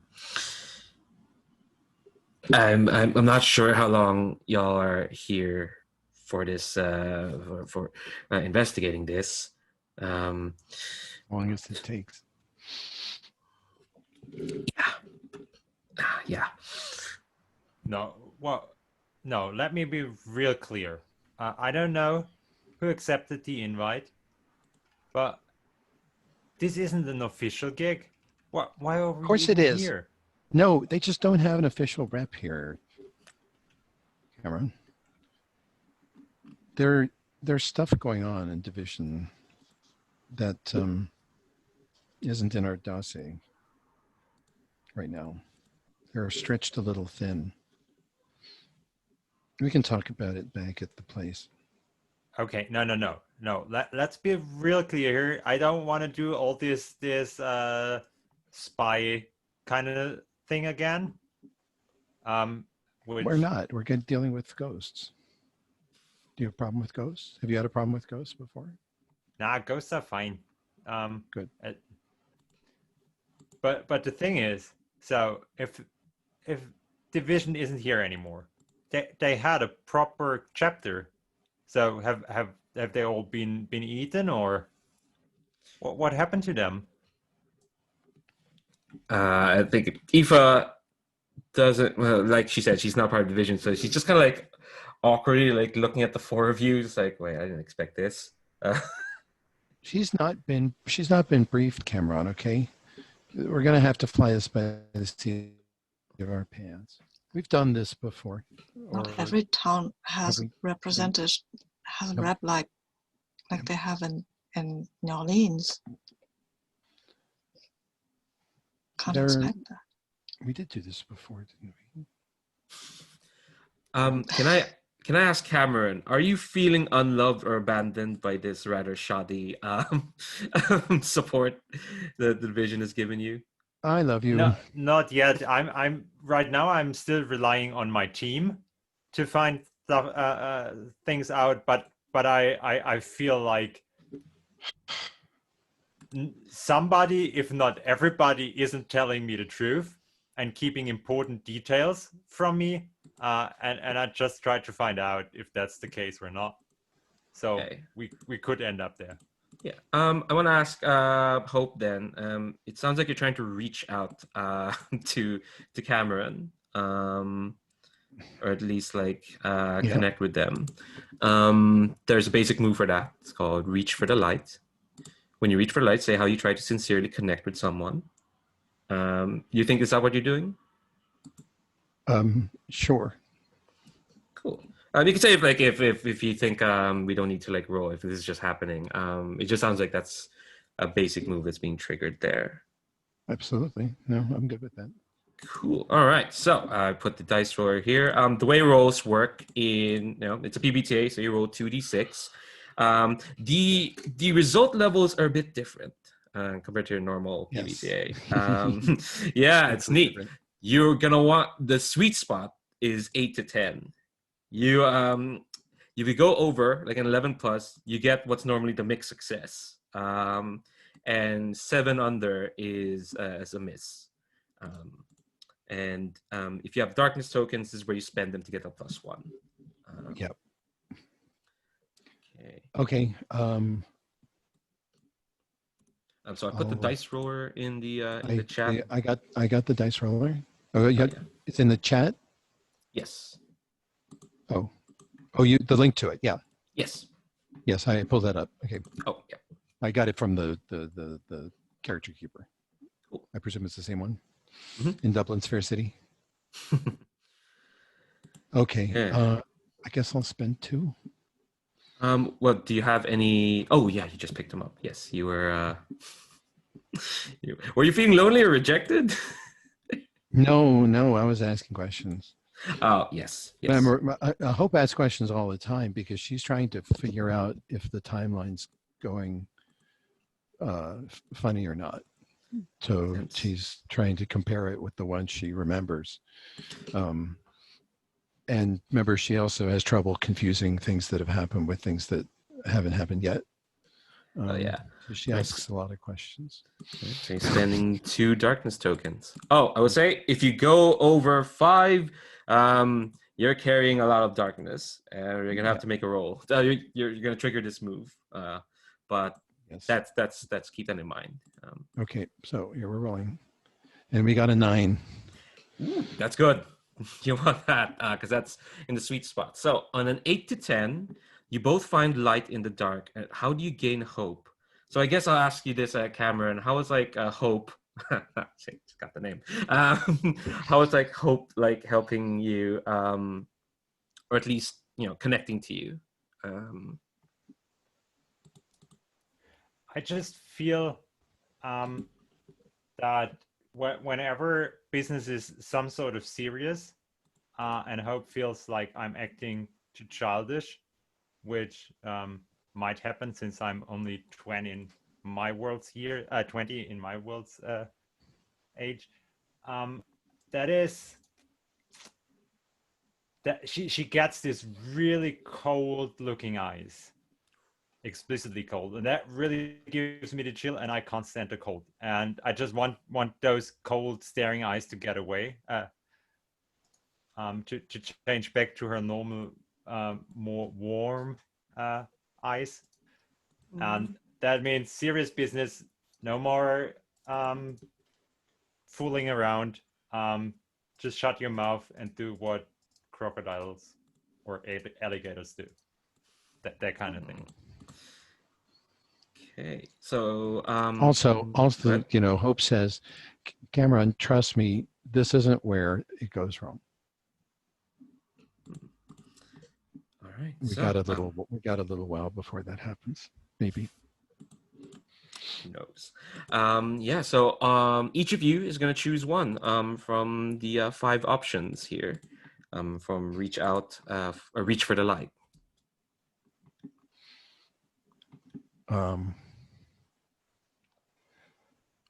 Well, there's 2 like you don't need to do because like none of you have conditions or doom yet. Yes.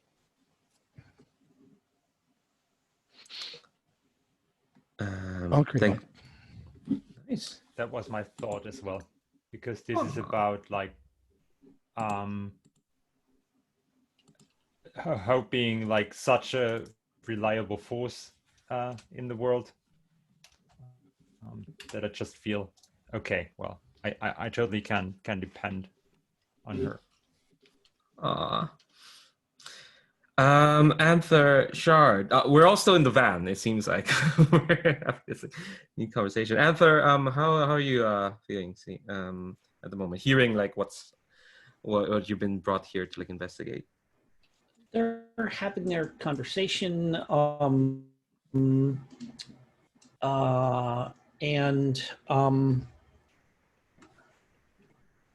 you know what? Let me see here. I'm curious about something.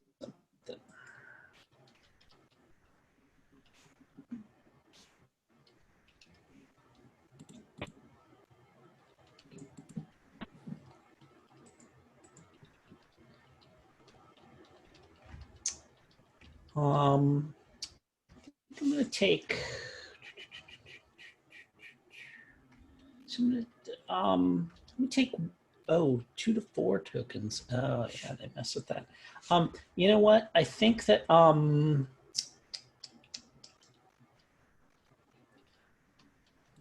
are you hoping to achieve? this conversation is going on, and what's the name of our driver again? Aoife. Well, that's Hold on. Aoife. Oh, there we go. Oh, we've got, there's an NPCs tab there. Oh yes, Okay. yeah. I should have mentioned there's one there. I didn't realize we had one. Okay, cool. So, But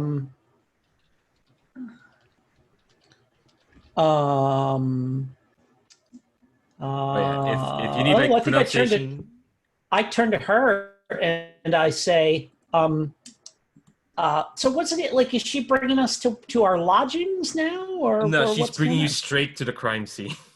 Okay. Which is like this attack that happened to her boyfriend happened outside this theater, and you're kind of like parked outside the theater right now. Oh, we're here. Yes. Oh, well, as soon as we pull up, everybody's yickety yakking, but I just like get right out of the van and just start walking across the street to the theater. Wow. Okay. Everybody's blah, blah, blah, blah, blah. But I'm like, oh, we're here. Chunk, chunk. I don't say goodbye to her or anything. Just, just boom, I'm out. Probably leave the door open. I don't, know that I'm supposed to close it behind me and just go walking across the street to the theater. I actually have a thing for that where Hope hates this.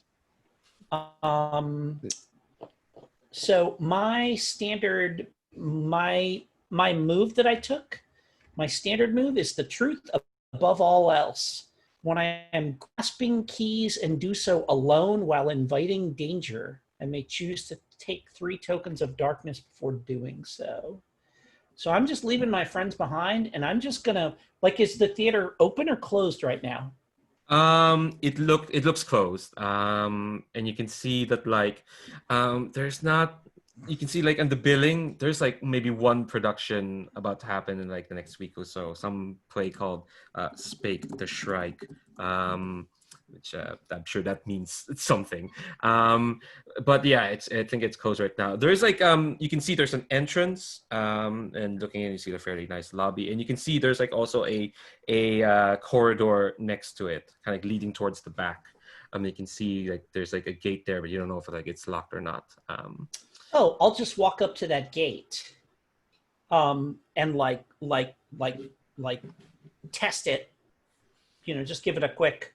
Does it open, or is it? It locked, opens. or what? Yeah, It opens. Yeah. And I will just go walking down. I'm just walking. Then I'll just go walking down that dark alley, and I kind of looking around, and I'm saying, "Spirits of the dead, spirits of the dead, I would speak with you." Okay. Are you grasping for keys here? I feel like I am. Yeah. Yes. Yeah. So when you search for a clue, I think I'm inviting danger here when I do this. Yeah. yes. Yeah. So let's do this before we cut back to the van. Poor Hope's probably just, oh, why is this happening? This happened 5 other times. Okay. So when you search for a clue, investigate signs of the apocalypse, or use your powers of darkness to gather information. Right by you doing so, which you did, and you roll. So how many darkness tokens are you investing into this roll? I'm gonna spend 2 out of my 3 that I gained for going alone into danger while grasping at keys here. So I'm just going to use my regular dice I got in front of me, if that's okay. Yep. You don't mind? No worries. Trust you. I rolled the 10 on the Ooh. dice. Plus 2 gets me to 12. Oops. Some kind Oh. of complication. Yeah, on an 11 plus, you uncover a key, but there's significant complication, cost, or fallout. The keeper of doors will tell you what it is.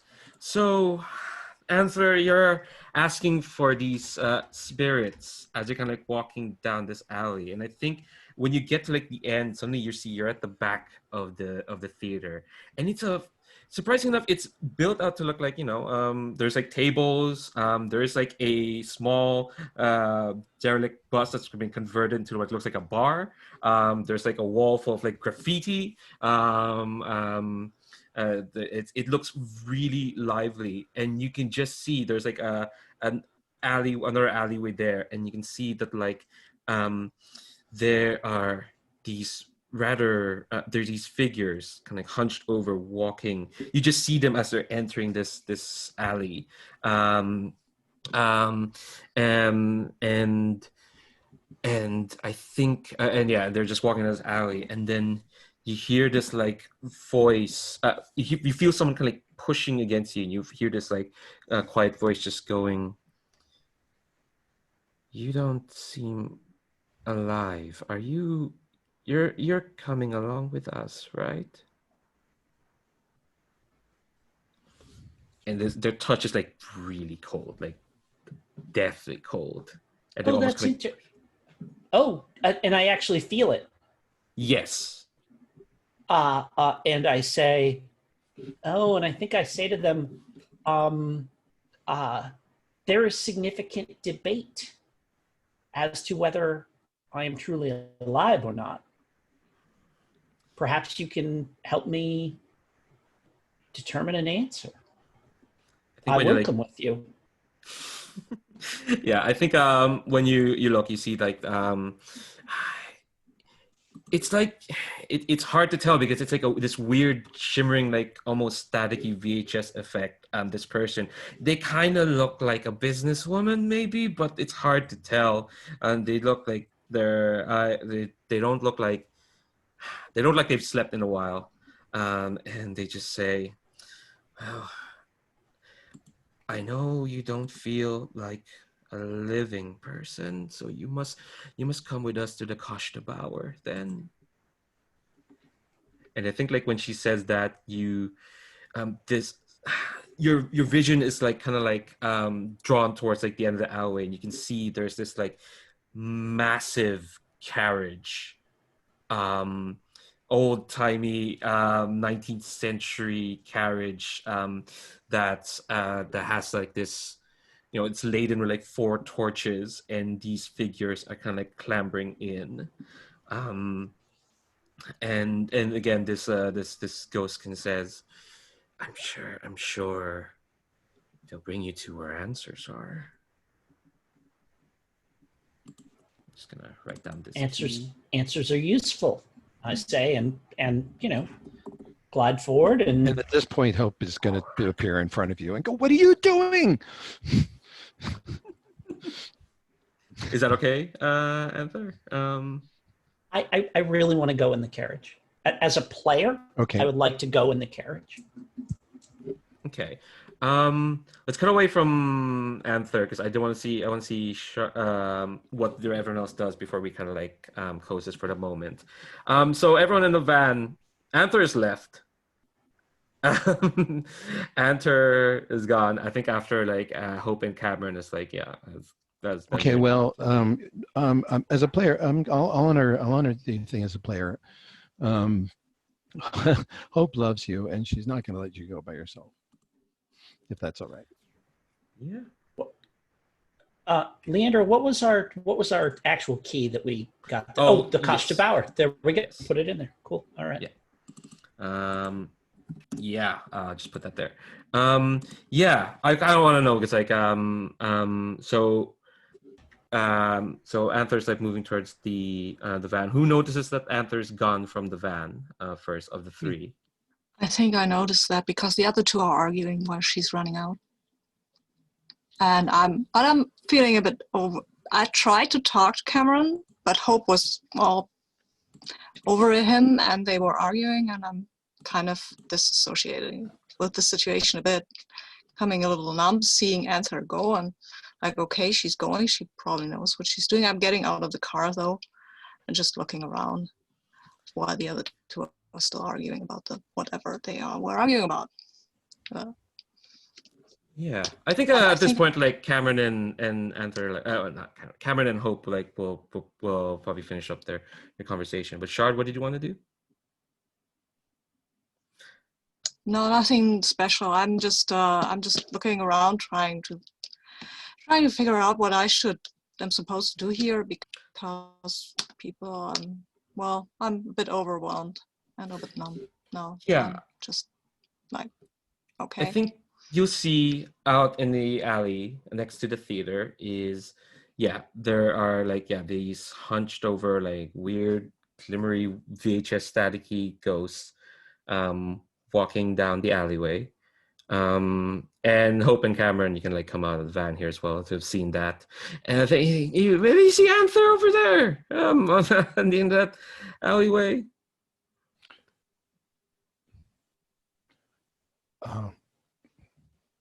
Go ahead. I'm going to be there. Yeah, I think. Let me see. Okay. I may have to be the monster here. Oh yeah, you do have dimensional phasing. Okay, so I'm gonna say like maybe the three of you see Anther like going off with these ghosts. So you're gonna get out of the van, and Aoife gets out of the van as well. But Hope, you're gonna like move first. I'm going to try to stay with Anther. I can't prevent them from getting into the van.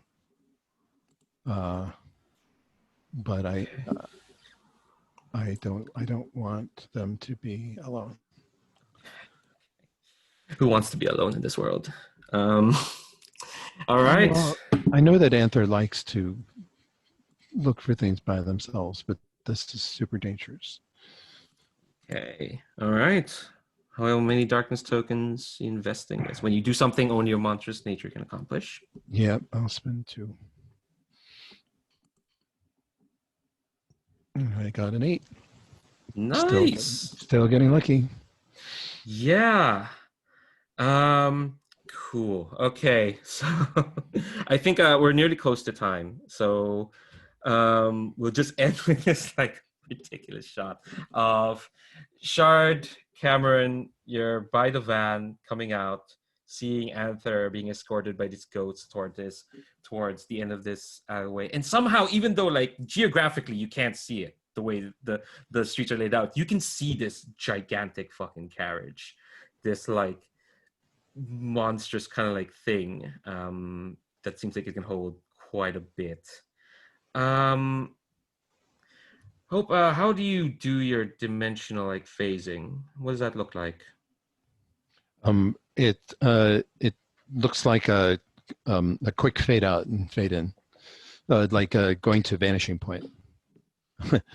Almost like, you know, the way a old cathode ray tube worked, where the image goes to a point, wicks out to a point. Yeah, and I think you're gonna show up right at the front of the Kashtabauer, right in front of Anther. And I go to Anther, what are you doing? This is dangerous. And then I look around and I go, ah! Shard, I do want to like see Shard and Cameron do something right at the very end. But like Shard, you hear Hope go, ah! Okay. Yeah, I will unfurl. There's a carriage, right? I will unfurl some wings and just offer Cameron a hand. Need a ride?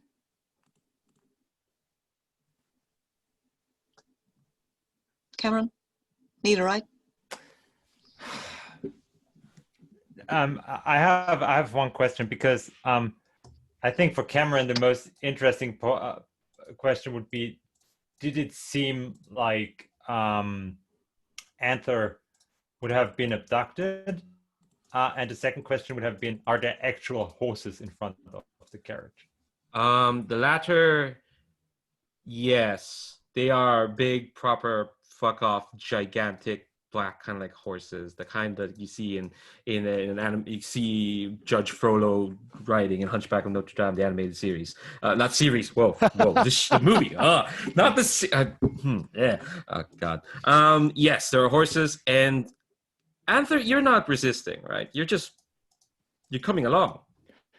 But I'm not yelling or anything like that. No. I mean, and like if you caught a glimpse of me climbing into the carriage, I was climbing into the carriage, not like being bundled into the carriage by thugs or anything like that. So No. Hope thought you were going willingly. She just was terrified at the idea that you might be taken off by these things by yourself. So Cameron? yeah, She's because I think about being in a carriage full surrounded by ghosts, because that's incredibly unnerving. I'm just asking because I think Cameron quite often gets situations wrong in the beginning and has to figure out what it actually means. And I'm just like, those horses look delicious. Are you Can taking? throw you at them? Sorry, what was that? I can't throw you at them. I mean, I'm faster than them. That will be helpful. Okay. Yeah. So I will unfurl my wings and grab you, and then I will go and throw a crocodile at a horse. Yeah. And I believe this is ask someone to use my power as they see fit, right? Yes, let's end on this roll. Let's see how this goes. Yeah. Okay, so I will take the tokens. How much for that. darkness? How much darkness are you? I Yeah. think I'm going to take Spend. two. Two is fine. Yeah. 2 is great. And I've rolled an 8, so yeah. Jesus. Yeah. I Alrighty. think we're gonna end then on. Okay, no, Shar, tell me what does it look like when you throw Cameron at that? Well, first, you see these giant wings. Just they look like they're basically made of soot, something like that. Like they pixel into existence a bit, and then I grow a little bit taller, and then I grab Cameron gently, and I will fly up, and then when I'm over the horses, I will drop him, because I mean he's a giant crocodile dude. He likes that. I know that he likes that. Okay, that's I think that's our closing shot. I'll describe what the inside of the Koshtabauer looks like for Anther and Hope next week. We'll let y'all think about that. But we're gonna end the shot of big fuck off alligator crocodile man in the sky falling on this demonic carriage. And so before we kind of close things, there is end of session stuff. So let's go to the situational moves. I know we only like proper role play for 45 minutes or so, but I think kind of did quite a bit there. Let's do this one by one. I want to kind of do this thoroughly. So I'm going to start left to right again. So Cameron, did you express your monstrous nature or your humanity? And for every yes, you mark 1 XP. Well, I'm just about trying to eat horses because I see them as food. I know there are human cultures who just do it the same, but so my question would be to the table: is that for you? Does that indicate my monstrous form, or am I just a simple human meat eater? No way, man. You expressed your humanity by bitching that they didn't bring the gummy bears that you asked for. Oh, right. Mr. Rockstar. That's like the most human thing ever. Like I told you, like that I wanted gummy bears. Like it's so just buy a bag of gummy bears, and that was just perfect. Yeah. In a previous version, this question was split in two. Clearly, Jeremy doesn't want you to get that much XP. But yeah, if you get either or, you can mark 1 XP. Cool. Did you learn something significant about yourself or your impending doom? Again, there doesn't have to be a yes answer to all of these because we're here for 45 minutes. No, I don't think that came up. Cool. Now I think about it, I should just be asking this to everyone and go one by one. Did you do this? Did you do Yes. that? That's more efficient. Sorry. So I'll roll back. Shard, did you express your monstrous nature or your humanity? I think I express my monstrous nature by just growing out the wings, like middle of street, basically. Yeah. Yeah, so mark 1 XP. Anther, did you? I expressed my humanity by choosing culturally appropriate jewelry to wear when I visited another culture. That makes sense. That makes sense. Unfortunately, Aoife's the kind of like burnt out millennial who probably didn't notice. I'm not saying she's based on anyone I know. But yeah, mark 1 XP. And Hope. Yeah, did you express your monstrous nature or your humanity? All over the place, mostly humanity. And I managed to keep my mouth shut about the fact that Eva's mother's not actually going to get better very soon.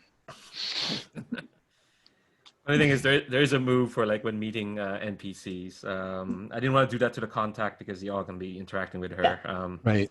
But when you meet more NPCs, we'll get to that. All right, Cameron, you already answered. Learn something significant about yourself or your impending doom. Shard, did you learn something about yourself or your doom? Good thing that like, yeah, Shard. No, I don't think so. No. Me yeah. neither. Yeah, I think since the first session, I don't think anyone learned anything about themselves or their doom at the moment. Did anyone learn something significant about a fellow monster? I already knew that Anther was a nincompoop. I think my But character I got it reinforced. but I think my character might have known that Cameron was that bitchy about amenities, but as a player, I learned that. Maybe even Shard learned that for the first time, because that was like, okay, that was a thing. They were pretty astonished. Also, they learned that Hope and Cameron like to argue. Go ahead, Cameron. Yeah, I think food is going to be a big theme for Cameron.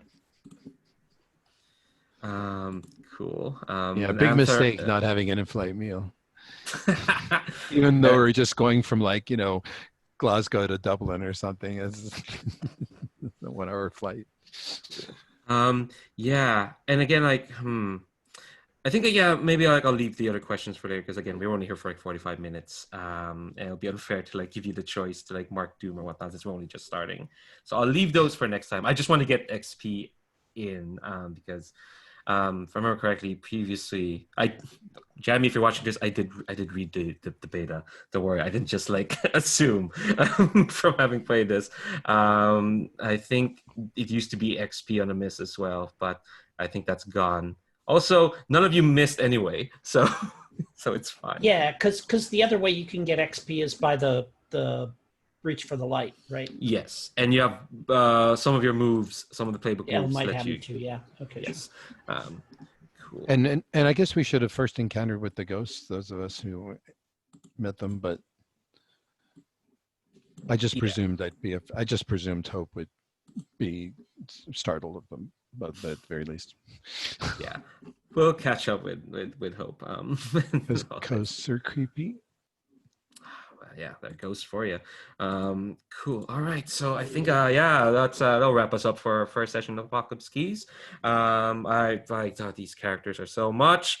I wish them all a happy life and good fortune. Happy life, please.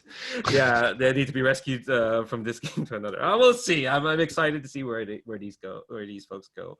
So I'm gonna wrap up this recording. I'm gonna stop here. To anyone who's watching on YouTube, there'll be a link down below for all the stuff I mentioned, Gauntlet, specifically this game as well, and to Jamie's itch page. Until then, I'll see you on YouTube. We'll see you in a bit. Bye.